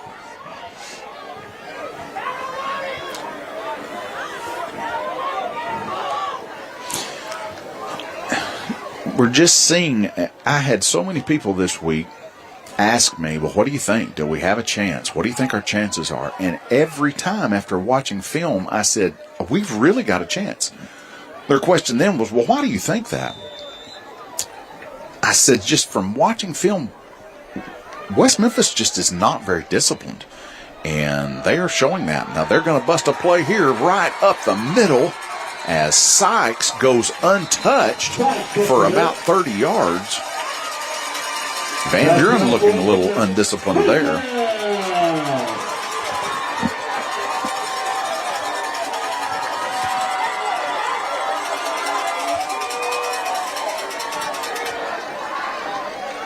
First down, the swing pass to Merritt. And Merritt going to be wrapped up and still fighting.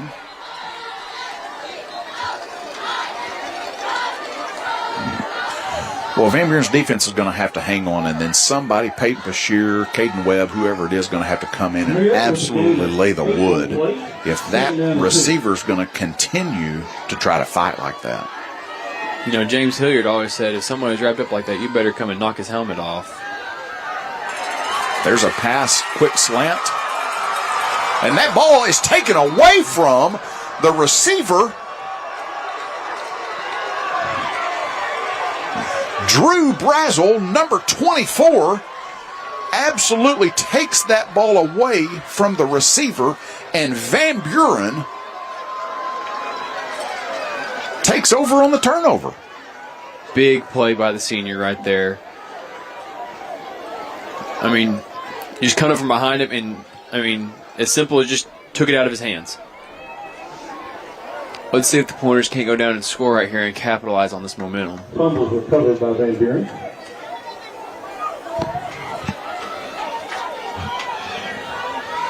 Boy, this is where you don't need to take your foot off the gas.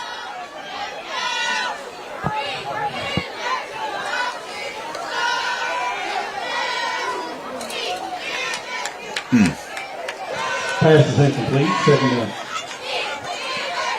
Pressure came from that left side.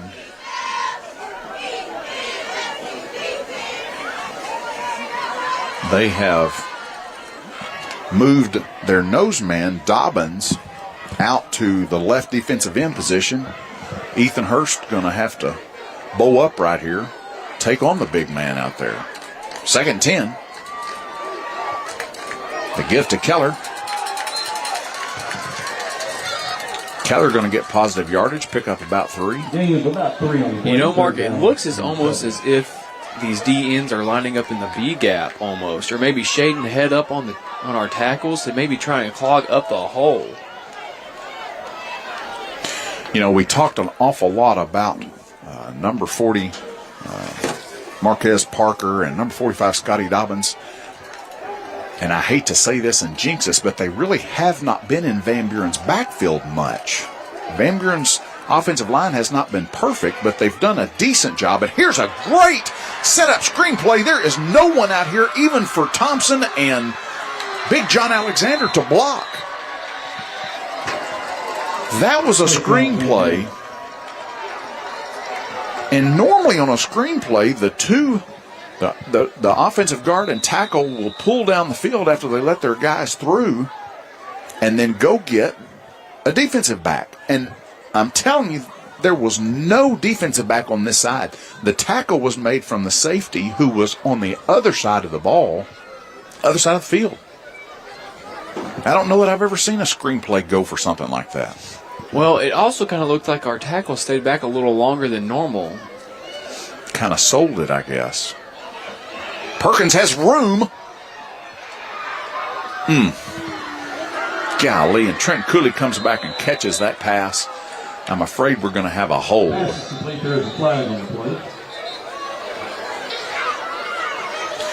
That play took so long to develop. That is hard for an offensive lineman to stay with their block that long without having a hold. That may not be what we have, but I think it is. Yeah. We do have a signal from the right hand. It's a hold. I'm going to talk about how hard Bryce Perkins just threw that ball. 2-yard penalty. I mean, that ball got there in a hurry. I know it's going to end in a loss of yards, but that was a good play to scramble around and get a ball out to Trenton Cooley. I'll tell you what, the line did such a good job. I didn't see that hold, and I'm sure it was there. But I'll tell you what, Perkins sat back there for 7-8 seconds. 1st down and 20. Perkins tries to get the defense to jump off sides. Defensive end Marquez Parker doesn't jump. He almost did. Now the snap. That was a receiver screen that was set up. And Cooley is absolutely decleated by number 2, Eric Johnson. That was a good hit. That's what we like to see. I know that's for West Memphis, but I said it earlier. I like to see people get thumped around. This is a physical sport. It's just one of those things that get you a little excited. 2nd down and 20-ish. Perkins has to escape, and he's going to dump one out of bounds. He was outside of the pocket. West Memphis is wanting the intentional grounding. Yeah. West Memphis has forgotten they changed that rule. That was a good block by number 50, Ethan Hurst. made a pretty good initial move on him, but he kind of recovered and ended up having a pretty good block right there. 3rd down and 20. Well, I tell you what, Jackson, if you could just pick up half of this, I think you go for it on 4th down. I don't know that you need all 20 of this in one play. Although they're going for it, that's got to be pass interference. It is, and Trenton Cooley makes an outstanding catch. Pass is complete. Talk about an SEC top 10 right there. Great play by number 0. Wow. And you're going to decline this penalty and take the result of that play because the penalty's only going to be 15 yards and not a 1st down. Talk about a guy that's made plays all year for the Pointers. I mean, play after play after play. I mean, he's been our go-to guy all year long. And, I mean, you see it right there, just another great play made. Cooley comes into this game with almost 1,000 yards receiving, 66 catches for 968 yards. Had a big one last week, 237 yards against Siloam, and just makes a great play right there.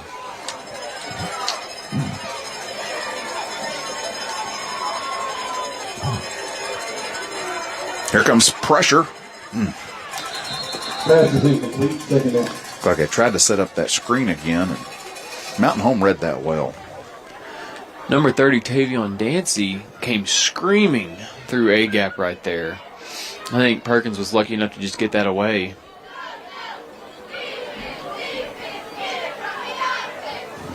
Coming into this game, Trenton Cooley had that 968 yards. He's actually 5th all-time in receiving. Perkins sprints to the left. He's going to dump one out. Oh, and that's going to be Pass is complete. Peyton Bashir.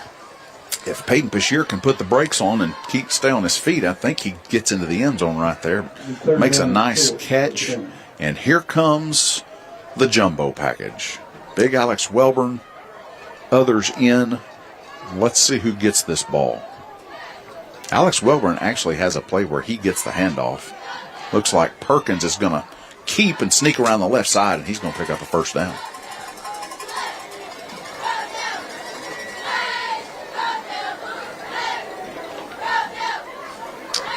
I don't know if he got it. And here comes a flag from the back judge. You know, you see that. Oh, and another one. And somebody just got ejected. Yeah. Number 12. 29, I believe. Brandon Williams, number 12, is jumping up and down as he runs to the sideline. I think you're right. I think Jackson, I'll tell you what, it's pretty impressive that the back judge had 2 flags. Don't see that very often. Well, I want to say that the second one was the umpire. Okay. But he is heated on the sideline right now. Well, I'll tell you what, I didn't even really see. It didn't look like they were doing a lot of talking. I guess they had to have been. So the next question is, did we get the 1st down? You know, that's a great point. They didn't rule on it, did they? The boxman has a 1 on the box after the play, unsportsmanlike. 2 of those, and he's disqualified. So we're going to go half the distance and then half the distance. So we do have the 1st down, regardless of the play. Even though they never ruled on it, we do eventually have a 1st down. Result of the play. And result of 2 flags.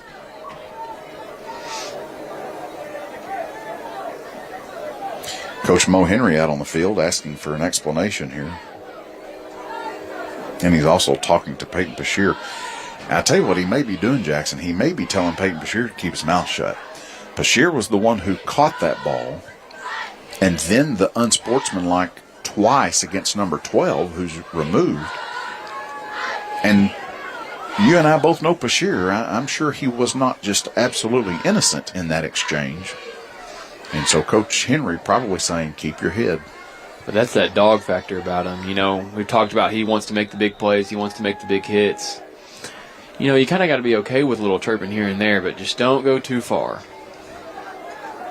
1st and goal for Van Buren from the 2. Nice cut blocks from the offensive line. Touchdown, Van Buren. And Perkins gets into the end zone for another Van Buren score. Coach Van Hook is having a great play calling game. I mean, several just great plays that have been called. That was a great play right there. Had the offensive line cut block, and Perkins just take it right up the middle for the score. Great play call.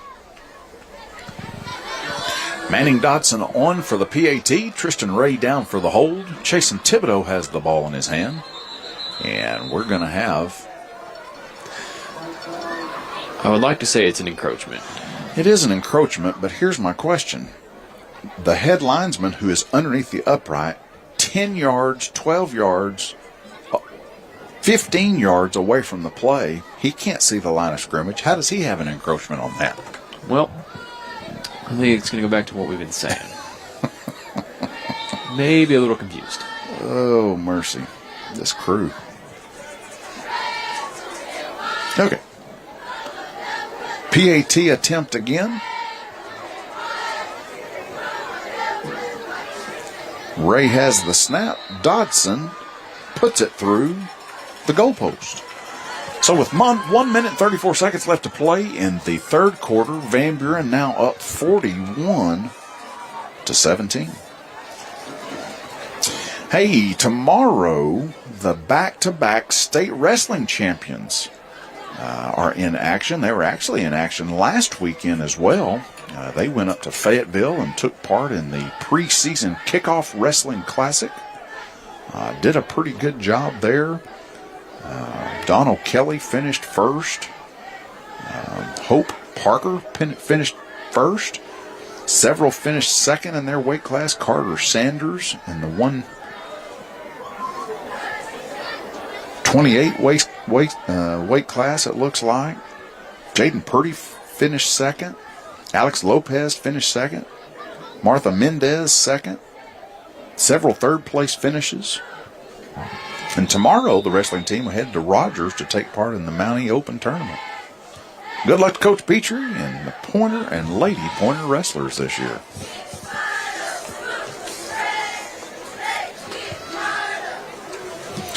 Manning Dodson fakes the kick, and Kelly kicks it deep, fielded about the 3-yard line by Thomas, who's got a head of steam. And he's going to take this one all the way back to the 35-yard line. Down to the 34-yard line. Great tackle by Manning Dodson right there, though. Well, I tell you what, both of our kickers, Kelly kind of slowed him down, and Dodson jumped on and wouldn't let go. That's something that Van Buren kick team's going to have to work on, is our coverage. God, those guys are so athletic, so fast. When they get that ball in a head of steam, they're just hard to bring down.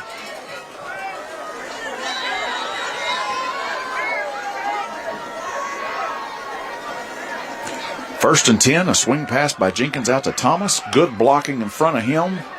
And Thomas is going to be drugged down from the backside by number 19, Braden Dawes. Good gain 8 on the play, 2nd and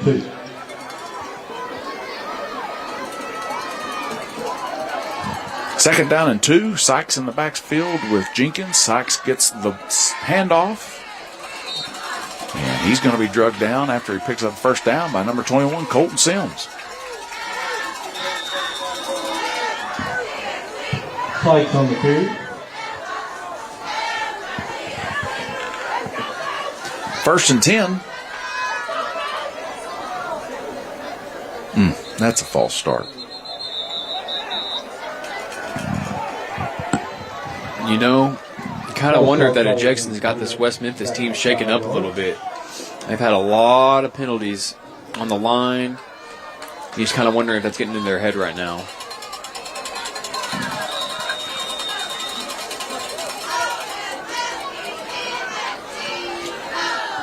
First and 15.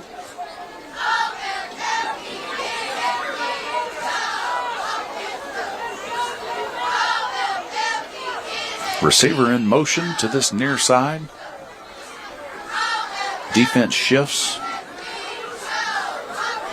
Single coverage up top, and Hayden Green going to be called for pass interference. His back was to us. I couldn't tell if he grabbed a jersey or what, but I tell you what, immediately Coach Mo Henry pulls Green out and puts Wilcox in, so he must have pulled his jersey. Pass interference is called.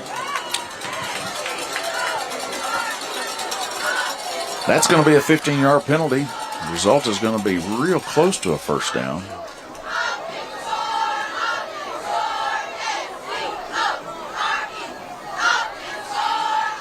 And that should get a first down.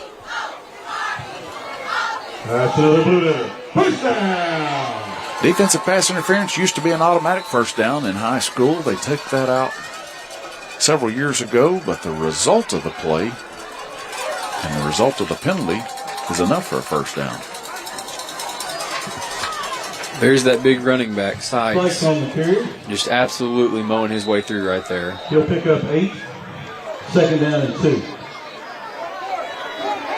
And That's the he's in end third quarter. of the third quarter.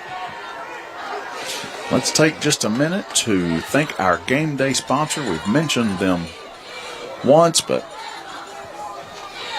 I'd like to thank the University of Arkansas Fort Smith all season long being our exclusive game day sponsor. UFAS offers over 70 academic programs taught by experienced professors and is proud to be Arkansas's most affordable four-year college program. Putting knowledge to work since 1928, the University of Arkansas, Fort Smith. Next week, Pointer Nation, Monday, freshman basketball team plays in the India Lewis Siloam Springs tournament, and they will play Huntsville on Monday. Also on Monday, Butterfield and Northridge, 7th and 8th grade teams are going to kick off their seasons, and they're going to take on each other. The boys will play their games at Butterfield, and the girls will play at Northridge. Tuesday, the freshmen and the high school Lady Pointers are going to host Clarksville at Claire Bates Arena. 9th grade will tip off at 5 p.m. And then after that, the Lady Pointers. And then after that, the Pointers are going to play the Rogers Mounties at 8 p.m. So that's a little different. Girls playing Clarksville and boys playing Rogers. Second down and 3. The give to Sykes. Sykes is hit once and twice, 3 times. Finally drugged down. Man, the running back core for this West Memphis team is good. You got 2 solid guys that can come in. One of them is going to run you over. The other one's going to make you miss. That's just a dangerous combo. First and goal from the 3. Thomas, the other running back, gets the handoff there. Ooh.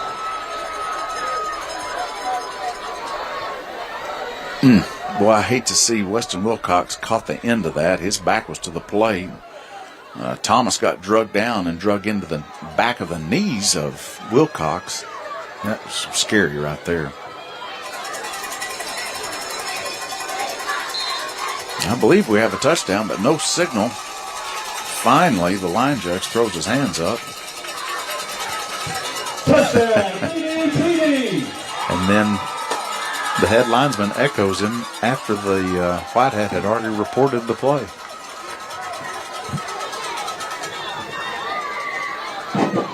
West Memphis gets on the board there with 6. They look like they are going to go for 2. Might as well. This late in the game. They are. Jenkins brings his receivers in tight. Thomas in the backfield with him. The give around the right side to number 1. That's Jalen Merritt. And he's in for the 2-point conversion. So with 11 minutes and 18 seconds left to play in the first half, Van Buren up 41-25. Let's take a 1-minute timeout. We'll be back. You're watching Van Buren Pointer football on Pointer Media.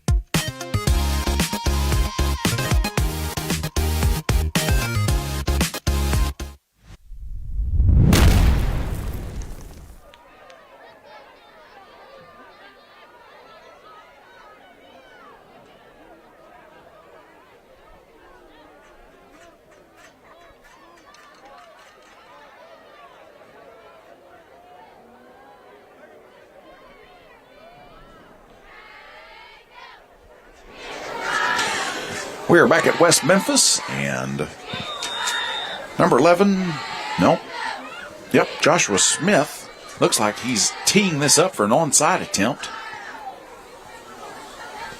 And it is, and fielded just like a ground ball by Peyton Bashir. Stay down on it. He did. Scoops it up, and the Van Buren offense will have great field position.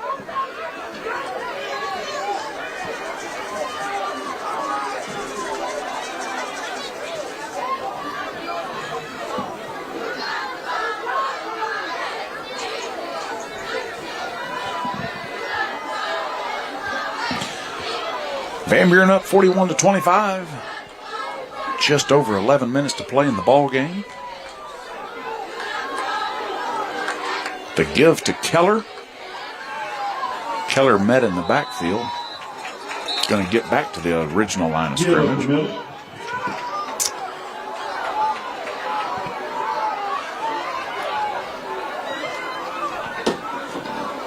Looked like Keller and the tackler got tangled up there. That's Marquez Parker. He was in the backfield, made the tackle, and I don't know if their helmets got locked up or something, but they couldn't get up from each other. Well, I saw one of the West Memphis players point like they had recovered the ball, so I don't know if the ball came loose.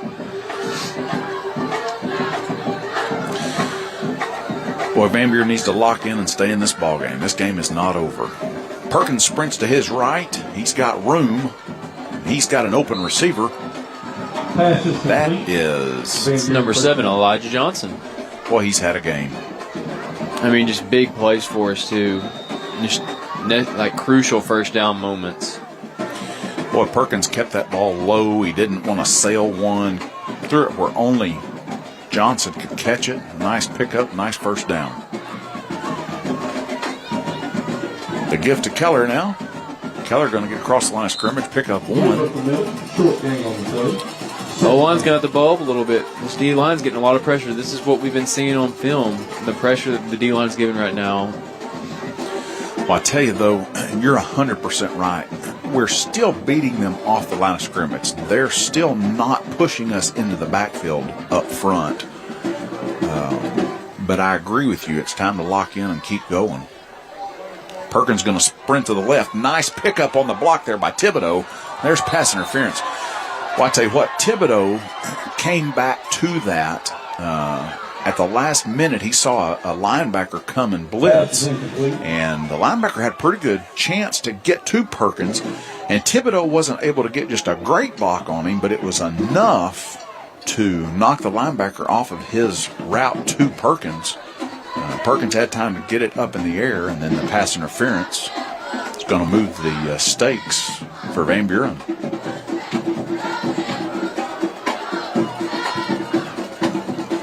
Pass interference is declared. 1st and 10 after the penalty. Trips receivers to the far side. Cooley on an island by himself. Man coverage on this near side. Marquez Parker trying to get pressure, and he's trying to get there quick. He almost jumped into the neutral zone.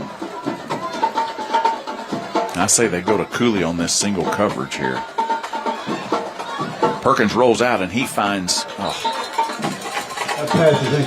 Philip Steele got into an area where there was no defender and just sat down and waited, and he missed that. I wasn't sure. It may have been just...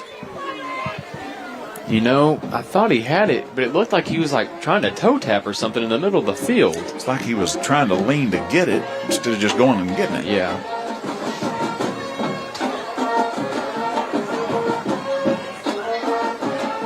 Second down and 10 after the incomplete pass.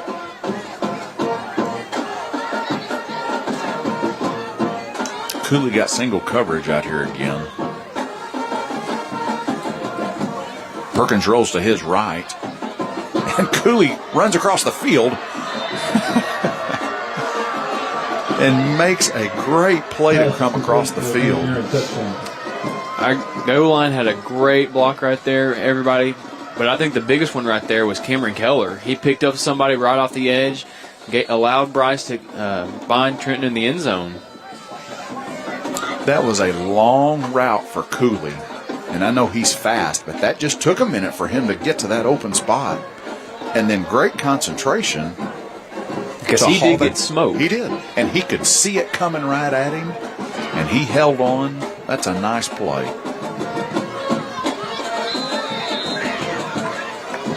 And that's 7 more for Van Buren. 9 minutes and 22 seconds left to play now. 48-25. Let me finish telling you a little bit about what's happening this week. Pointer Nation. We talked about Monday and Tuesday. On Wednesday, the freshman basketball team will be back at Siloam Springs, where they'll play Stillwell. Thursday, the high school basketball teams will host Shiloh Christian. And then Butterfield is going to be hosting Mountainburg. Also on Thursday, wrestling, the wrestling team will have their green-white duels in the old high school gym. And then next Friday, the Lady Pointers host Maumelle. And as it's looking, the Van Buren Pointer football team will travel to Little Rock Christian. You know, we don't want to say anything, but I do agree. I think our chances of winning this game are pretty high.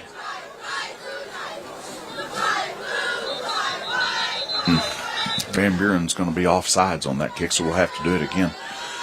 You know, that is a bold statement. There's still 9 minutes and 22 seconds left to play. And it's not over until it's over by any means. And we certainly saw that several times last year. Van Buren gave up several leads in the second half. But it just feels like West Memphis almost feels like they're out of the ballgame. Just to see their sidelines over here, just not a lot of excitement, heads down. They are certainly capable of making big plays. As athletic as they are never out of a ball game. Kelly going to kick this one deep now and over the head of Thomas. He's got a leg. So even after being backed up a couple yards, he still puts it in the end zone. It's pretty special to have a kicker that can, you know, lob one up, put it in a spot, but also be able to kick it in the end zone when you need to. Yeah, both of these kickers do such a great job. Talk about scores real quick. Final, Mountain Home Little Rock Catholic, 21-16, Mountain Home. Wow. Greenbrier, 42-21 over Searcy. And Pulaski Academy is currently beating El Dorado 34-13. So far, the 6A West is 3-0 against the East in the first round of the playoffs.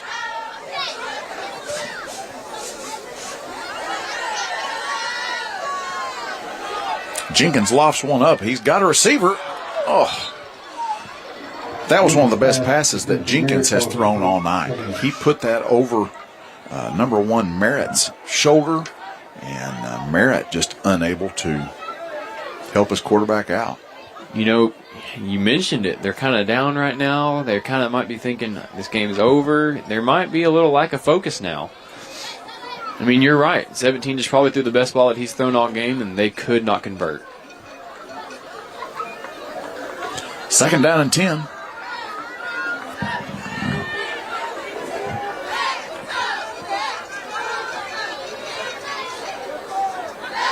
Jenkins looks to throw it again. He has a receiver fall down. Comes back to Merritt. And Merritt makes a great catch. Landon Evans with pretty good coverage right there. Well, I think it's safe to say that he just made up for that last drop ball because that was a heck of a play. Jenkins was intended to go to his left side, and it looked like his intended target slipped and came back to his secondary target on this right side and converts with Jalen Merritt. Gain of 5, second down and 5. Michael Thomas picks up 5 on that last play. Second down and 5 now. Pressure comes from Uriah Henson, gets his hands up. And Weston Wilcox on the tackle and the slam after that. There's nothing illegal about it. These coaches from West Memphis won't know what the problem is. It's just a good tackle. Yeah, that's the kind of stuff you like to see. You got a sophomore making plays like that. All right. Well, I talked about this last week, Jackson. I like Wilcox on the offensive side, but right now, give me Wilcox on the defense. Pressure coming, and Uriah Henson absolutely hammers number 17, Drew Jenkins, and he's going to be called for roughing the passer. That's a bit questionable. I mean, you're the official, you're the one that, but it looked like he was just there right as he was making the play, and it kind of looked like he pulled up a little bit. You know, I would need to see it again. If he personal foul roughing the passer called against Van Buren, that'll be a 15-yard penalty. If he went high, that's one thing. I couldn't really tell where he ended up right there. I didn't think it was late as far as late hit, but I couldn't really tell where the hit was. If he was up towards his helmet, then maybe that's what the official saw there. Well, I tell you what, the way that they've gotten with the quarterbacks in the NFL, you can't hardly, even if you let up, you just can't touch a quarterback. I hope they don't do that in high school. I'm all for protecting those kids, and there's great pressure, and Jenkins is going to escape somehow. But I hope they don't bring that to the high school game. I'm all about protecting them, but they've gotten ridiculous in the NFL with the way that they are protecting the quarterbacks. You know, I'm still in my undergrad at Arkansas Tech right now, and we've had to do lots of research over, cranial injuries.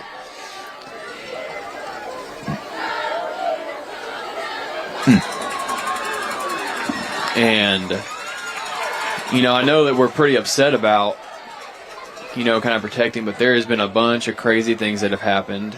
So I kind of understand where they're coming from in that aspect, but I also agree. Kind of let the kids play, man. Weston Wilcox is saying that someone from West Memphis has been disqualified here. Let's see if the White Hat agrees. We definitely have a flag on the field.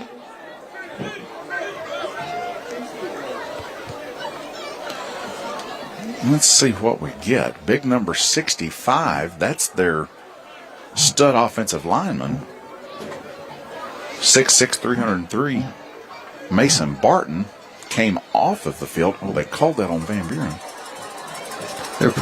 They just pointed the possibly. But you kind of wonder what happened. I don't know if 65 has been ejected, but he is down under the tent right now, and he is disappointed. I don't know if... like I said, we don't know what happened.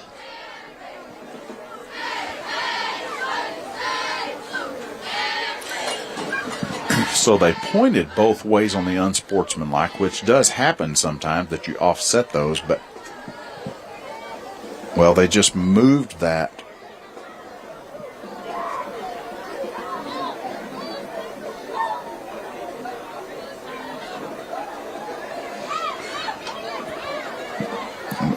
I tell you what, folks, I hate not being able to let you know what's going on with the officials, because that's something that's in my wheelhouse normally, but the lack of communication from this crew is, it's frustrating. The officials have their cards out. You have cards out when you're writing down which timeout this is, but you also have cards out when you're writing down players that have been disqualified.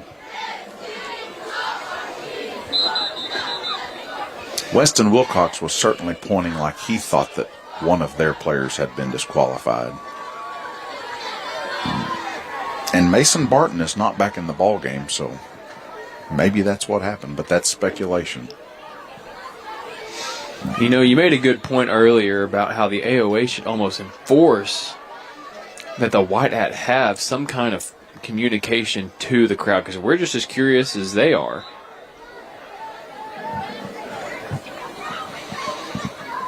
Second down and 12.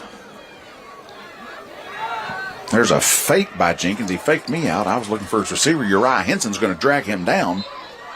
Nice job, Uriah. Pass ball is incomplete. Third down. You know, Uriah Henson's a senior. You know, I haven't said much about it, but he is always flying around making plays. You know, we talked about Peyton Bashir and kind of flying around and kind of being the guy that wants to hit you. Uriah's not afraid to hit you either.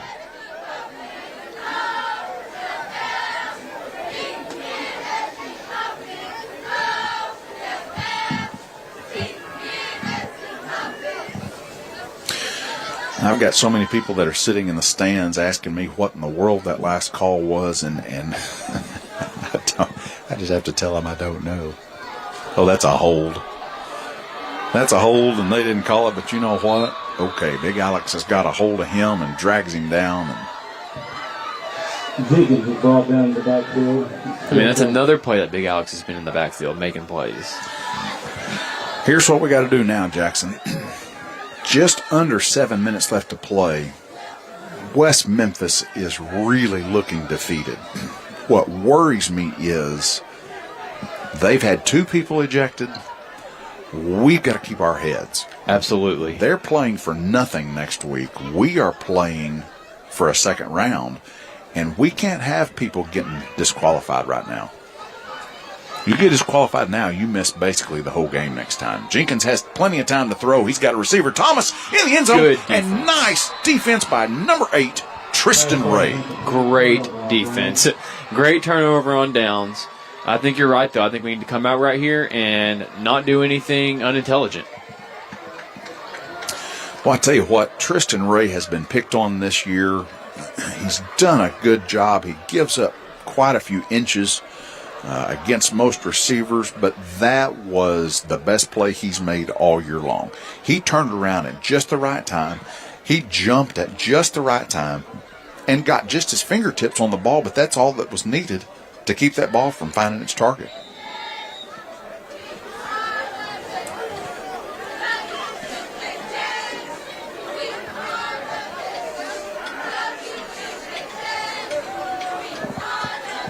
Perkins with the snap. He's going deep. That's got to be pass interference. Pass ball is incomplete. Second down. And it wasn't. And so, second down.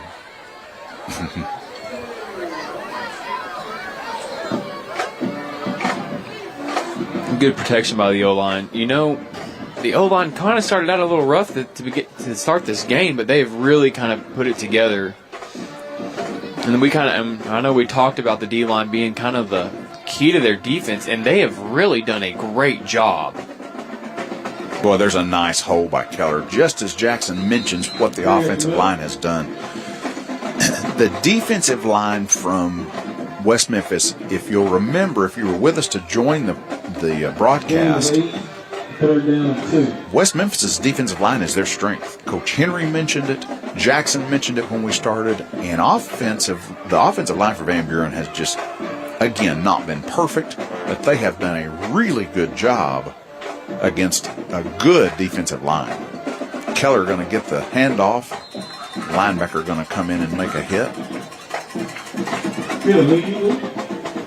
Well, Mark, what do you think we do right here? You think we punt? You got to punt.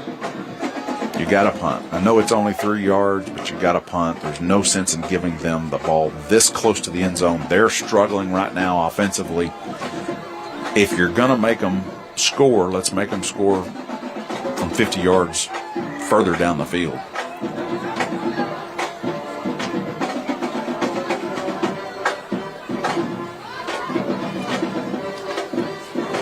Manning Dotson's going to fake this and get it out to Weston Wilcox, who's going to pick up the first down on the fake punt. I love it. I was wrong. Wow. You know, Wilcox has been on the defensive side a lot tonight, and he made a lot of plays. I like him. I like him a lot. He's a sophomore. I know he plays baseball. You know, I've talked to Coach McKenzie and Coach Weatherford a lot about him, and he is an absolute animal. Baseball, football, and I've heard he's a pretty good basketball player too. I love to see those plays. I'll tell you who else is an animal is Manning Dotson on that pass. He got to the sideline, and the punter was received by the players hitting him on the helmet, being excited, saying, nice job on the completion there.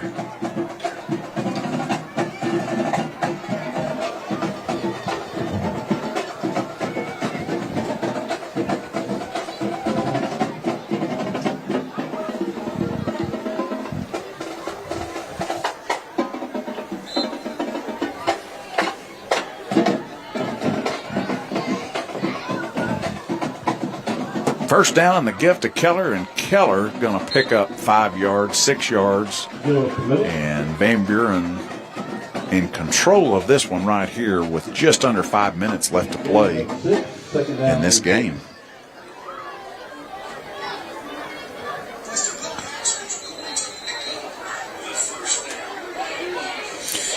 Well, I tell you what, Dustin McRoberts just sent me a clip, and Coach Ethan McKenzie just texted Jackson.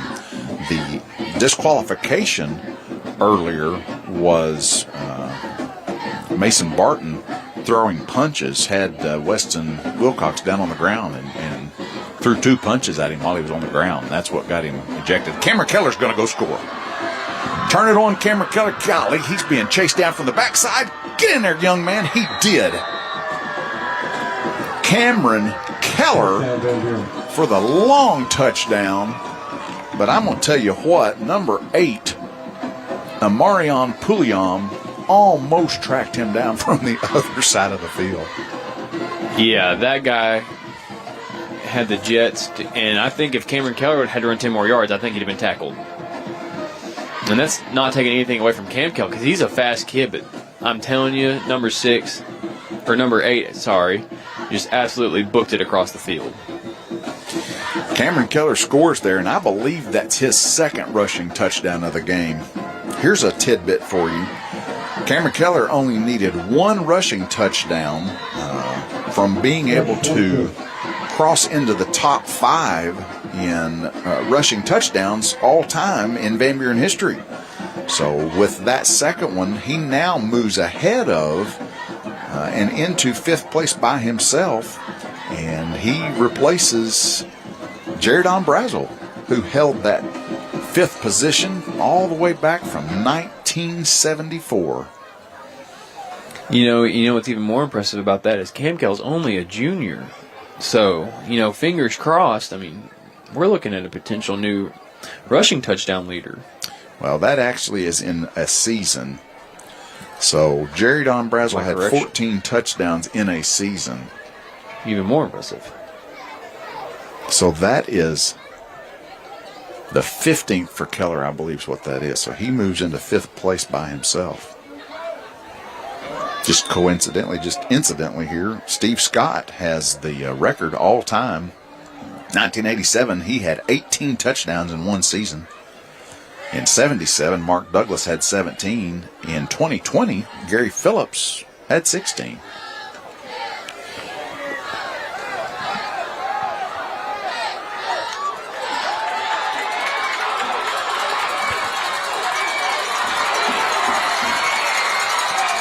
Thomas is going to take this one to the house, but I'm going to tell you right now, ladies and gentlemen, what caught my attention was one of West Memphis's players absolutely on top of, and I couldn't tell if there were punches being thrown, but had one of Van Buren's kickoff team kids, number 28. That's Kevin Marquand. He's over talking to Coach Haynes. He was absolutely laying on top of him. Boy, we talked about it. They're just going to be dirty. We just need to get this finished and get out of here. That shows something about the character of our team right there. Way to get up, not do anything irrational.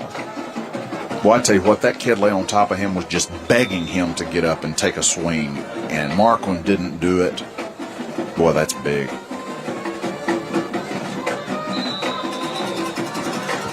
It also shows the character for these West Memphis Blue Devils.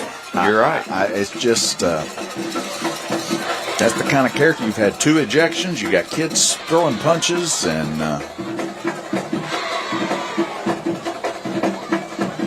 I'm just ready to finish this last 4 minutes and get out of this place, I agree. Honestly. Excited for the long drive back.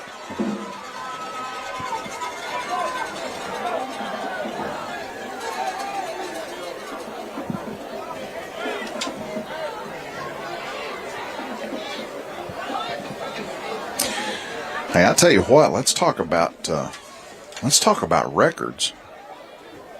I'm just looking at these records, but I'm pretty sure that Bryce Perkins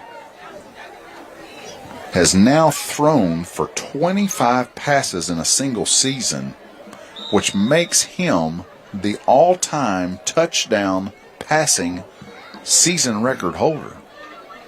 He started this game with 21, and I believe he's thrown 4 touchdown passes now. I believe you're right. I believe Bryce Perkins is now Van Buren's touchdown pass leader First and 10, Van Buren. for a season. Back in 2020, Gary Phillips threw for 24 touchdowns. 2010, Tyler Spoon threw for 23. Jordan Barlow threw for 22 in 2014. And coming into this game, Perkins had thrown for 21. How about that? Cameron Keller also goes over 1,000 yards in this season with this game. So he needed 102, I believe, and he's got that. Well, I tell you what, all kinds of records.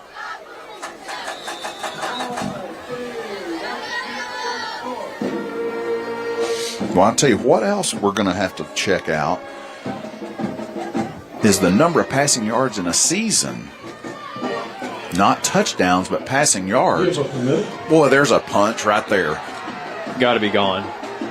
That can't happen. I'm sorry. We need to get our guys. Yeah, this game's got to be done. They're about to lose another person. Jaden Johnson was tied up trying to get away from a player.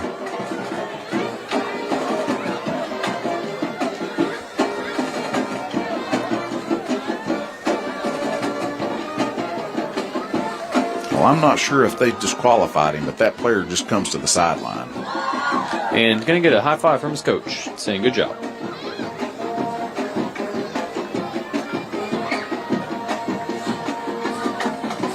Wow. Back to what I was saying, the all-time leading pass yardage for a season was Gary Phillips, threw for almost 3,000 yards, 2966 back in 2020. Coming into this game, Perkins had thrown for 2406. I know for sure he's become at least number 2. I'm not sure exactly how many yards he has, but he has surpassed Jordan Barlow, who threw for 2510 back in 2014. There's the give to Keller. Clear at the middle.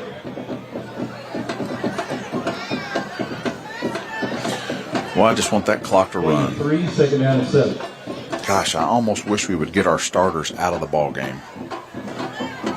Yeah, I think you're right. You know, I'm watching these far receivers right now. I don't know if they were messing around right there, but they were kind of locked up with the West Memphis defenders. You know, I've heard Ethan talk about, you know, kind of towards the end of the games, they start to become buddy-buddy with these guys. Well, let's just do that. The give to Keller. Keller's got nowhere to run. Clock will continue. Give up the middle. And West Memphis is going to call timeout.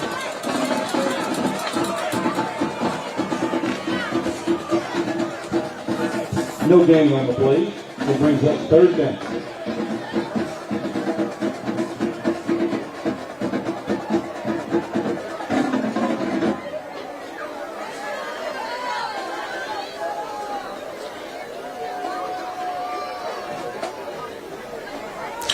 Well, I tell you what, while we take this time out, 2.5 minutes, I want to thank everyone for being with us tonight. I want to thank all the compliments that Jackson has gotten. Several of you have texted me, and I appreciate him doing this, and he's really done a good job. I appreciate him taking time, and I appreciate the compliments that you folks are sending via text. And it's been fun having him up here. Have you enjoyed it? I'd say so. It's definitely better than sitting in the stands. Oh, gosh. You know, and especially a game like this when we're winning, you know, 55-32 in the playoffs. It is fun.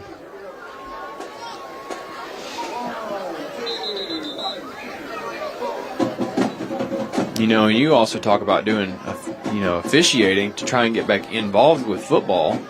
There's just something about being around football that's fun.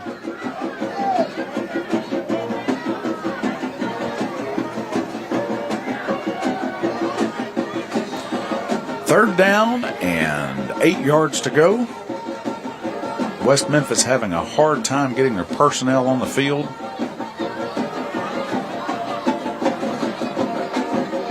I'm not sure why we're waiting on them. Let's snap the ball.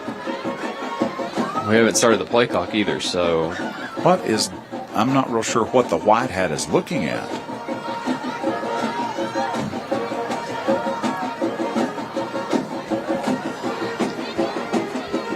it's almost like he's confused about the down. See, my goodness.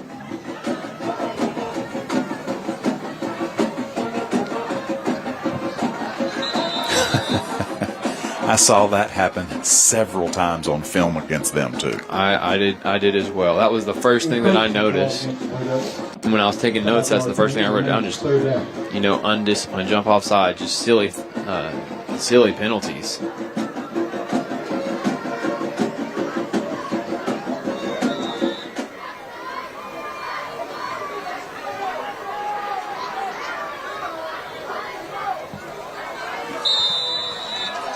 And another one.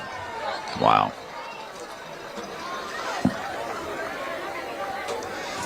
Encroachment. That's enough for a first down, 1st and 10, Van Buren.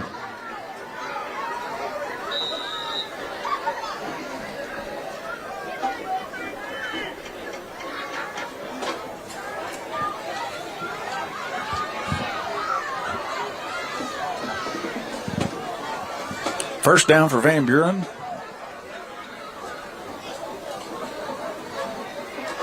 The give. Keller's going to get across the line of scrimmage, pick up about 3.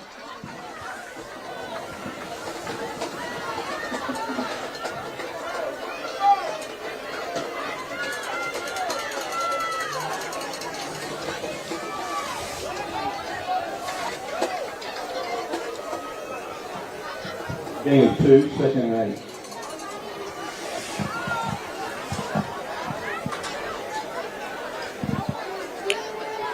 Wow, you have players on West Memphis sideline taking off pads.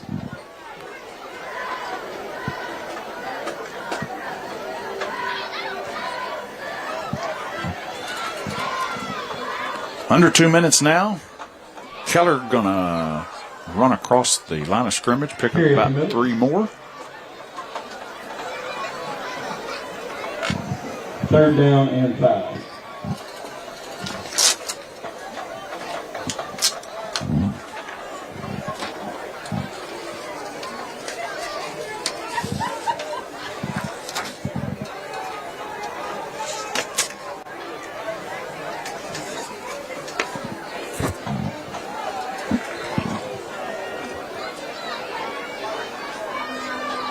Van Buren's going to let the play clock wind down as long as they can. The snap, the give. Keller's going to pick up 1st down. Good. That'll do it. I say we get in victory formation, take a knee, and head back up the road. That's enough for a 1st down. It's 1st and goal, Van Buren.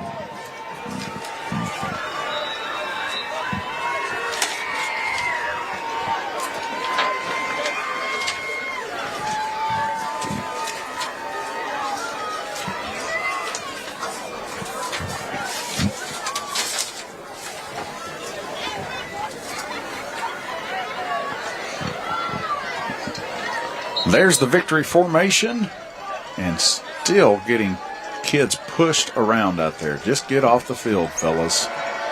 Gosh, I almost wish they wouldn't even come across and I'm a little nervous, I won't lie. Yeah, this one makes me nervous. Because you got players standing down here in the end zone not doing a thing.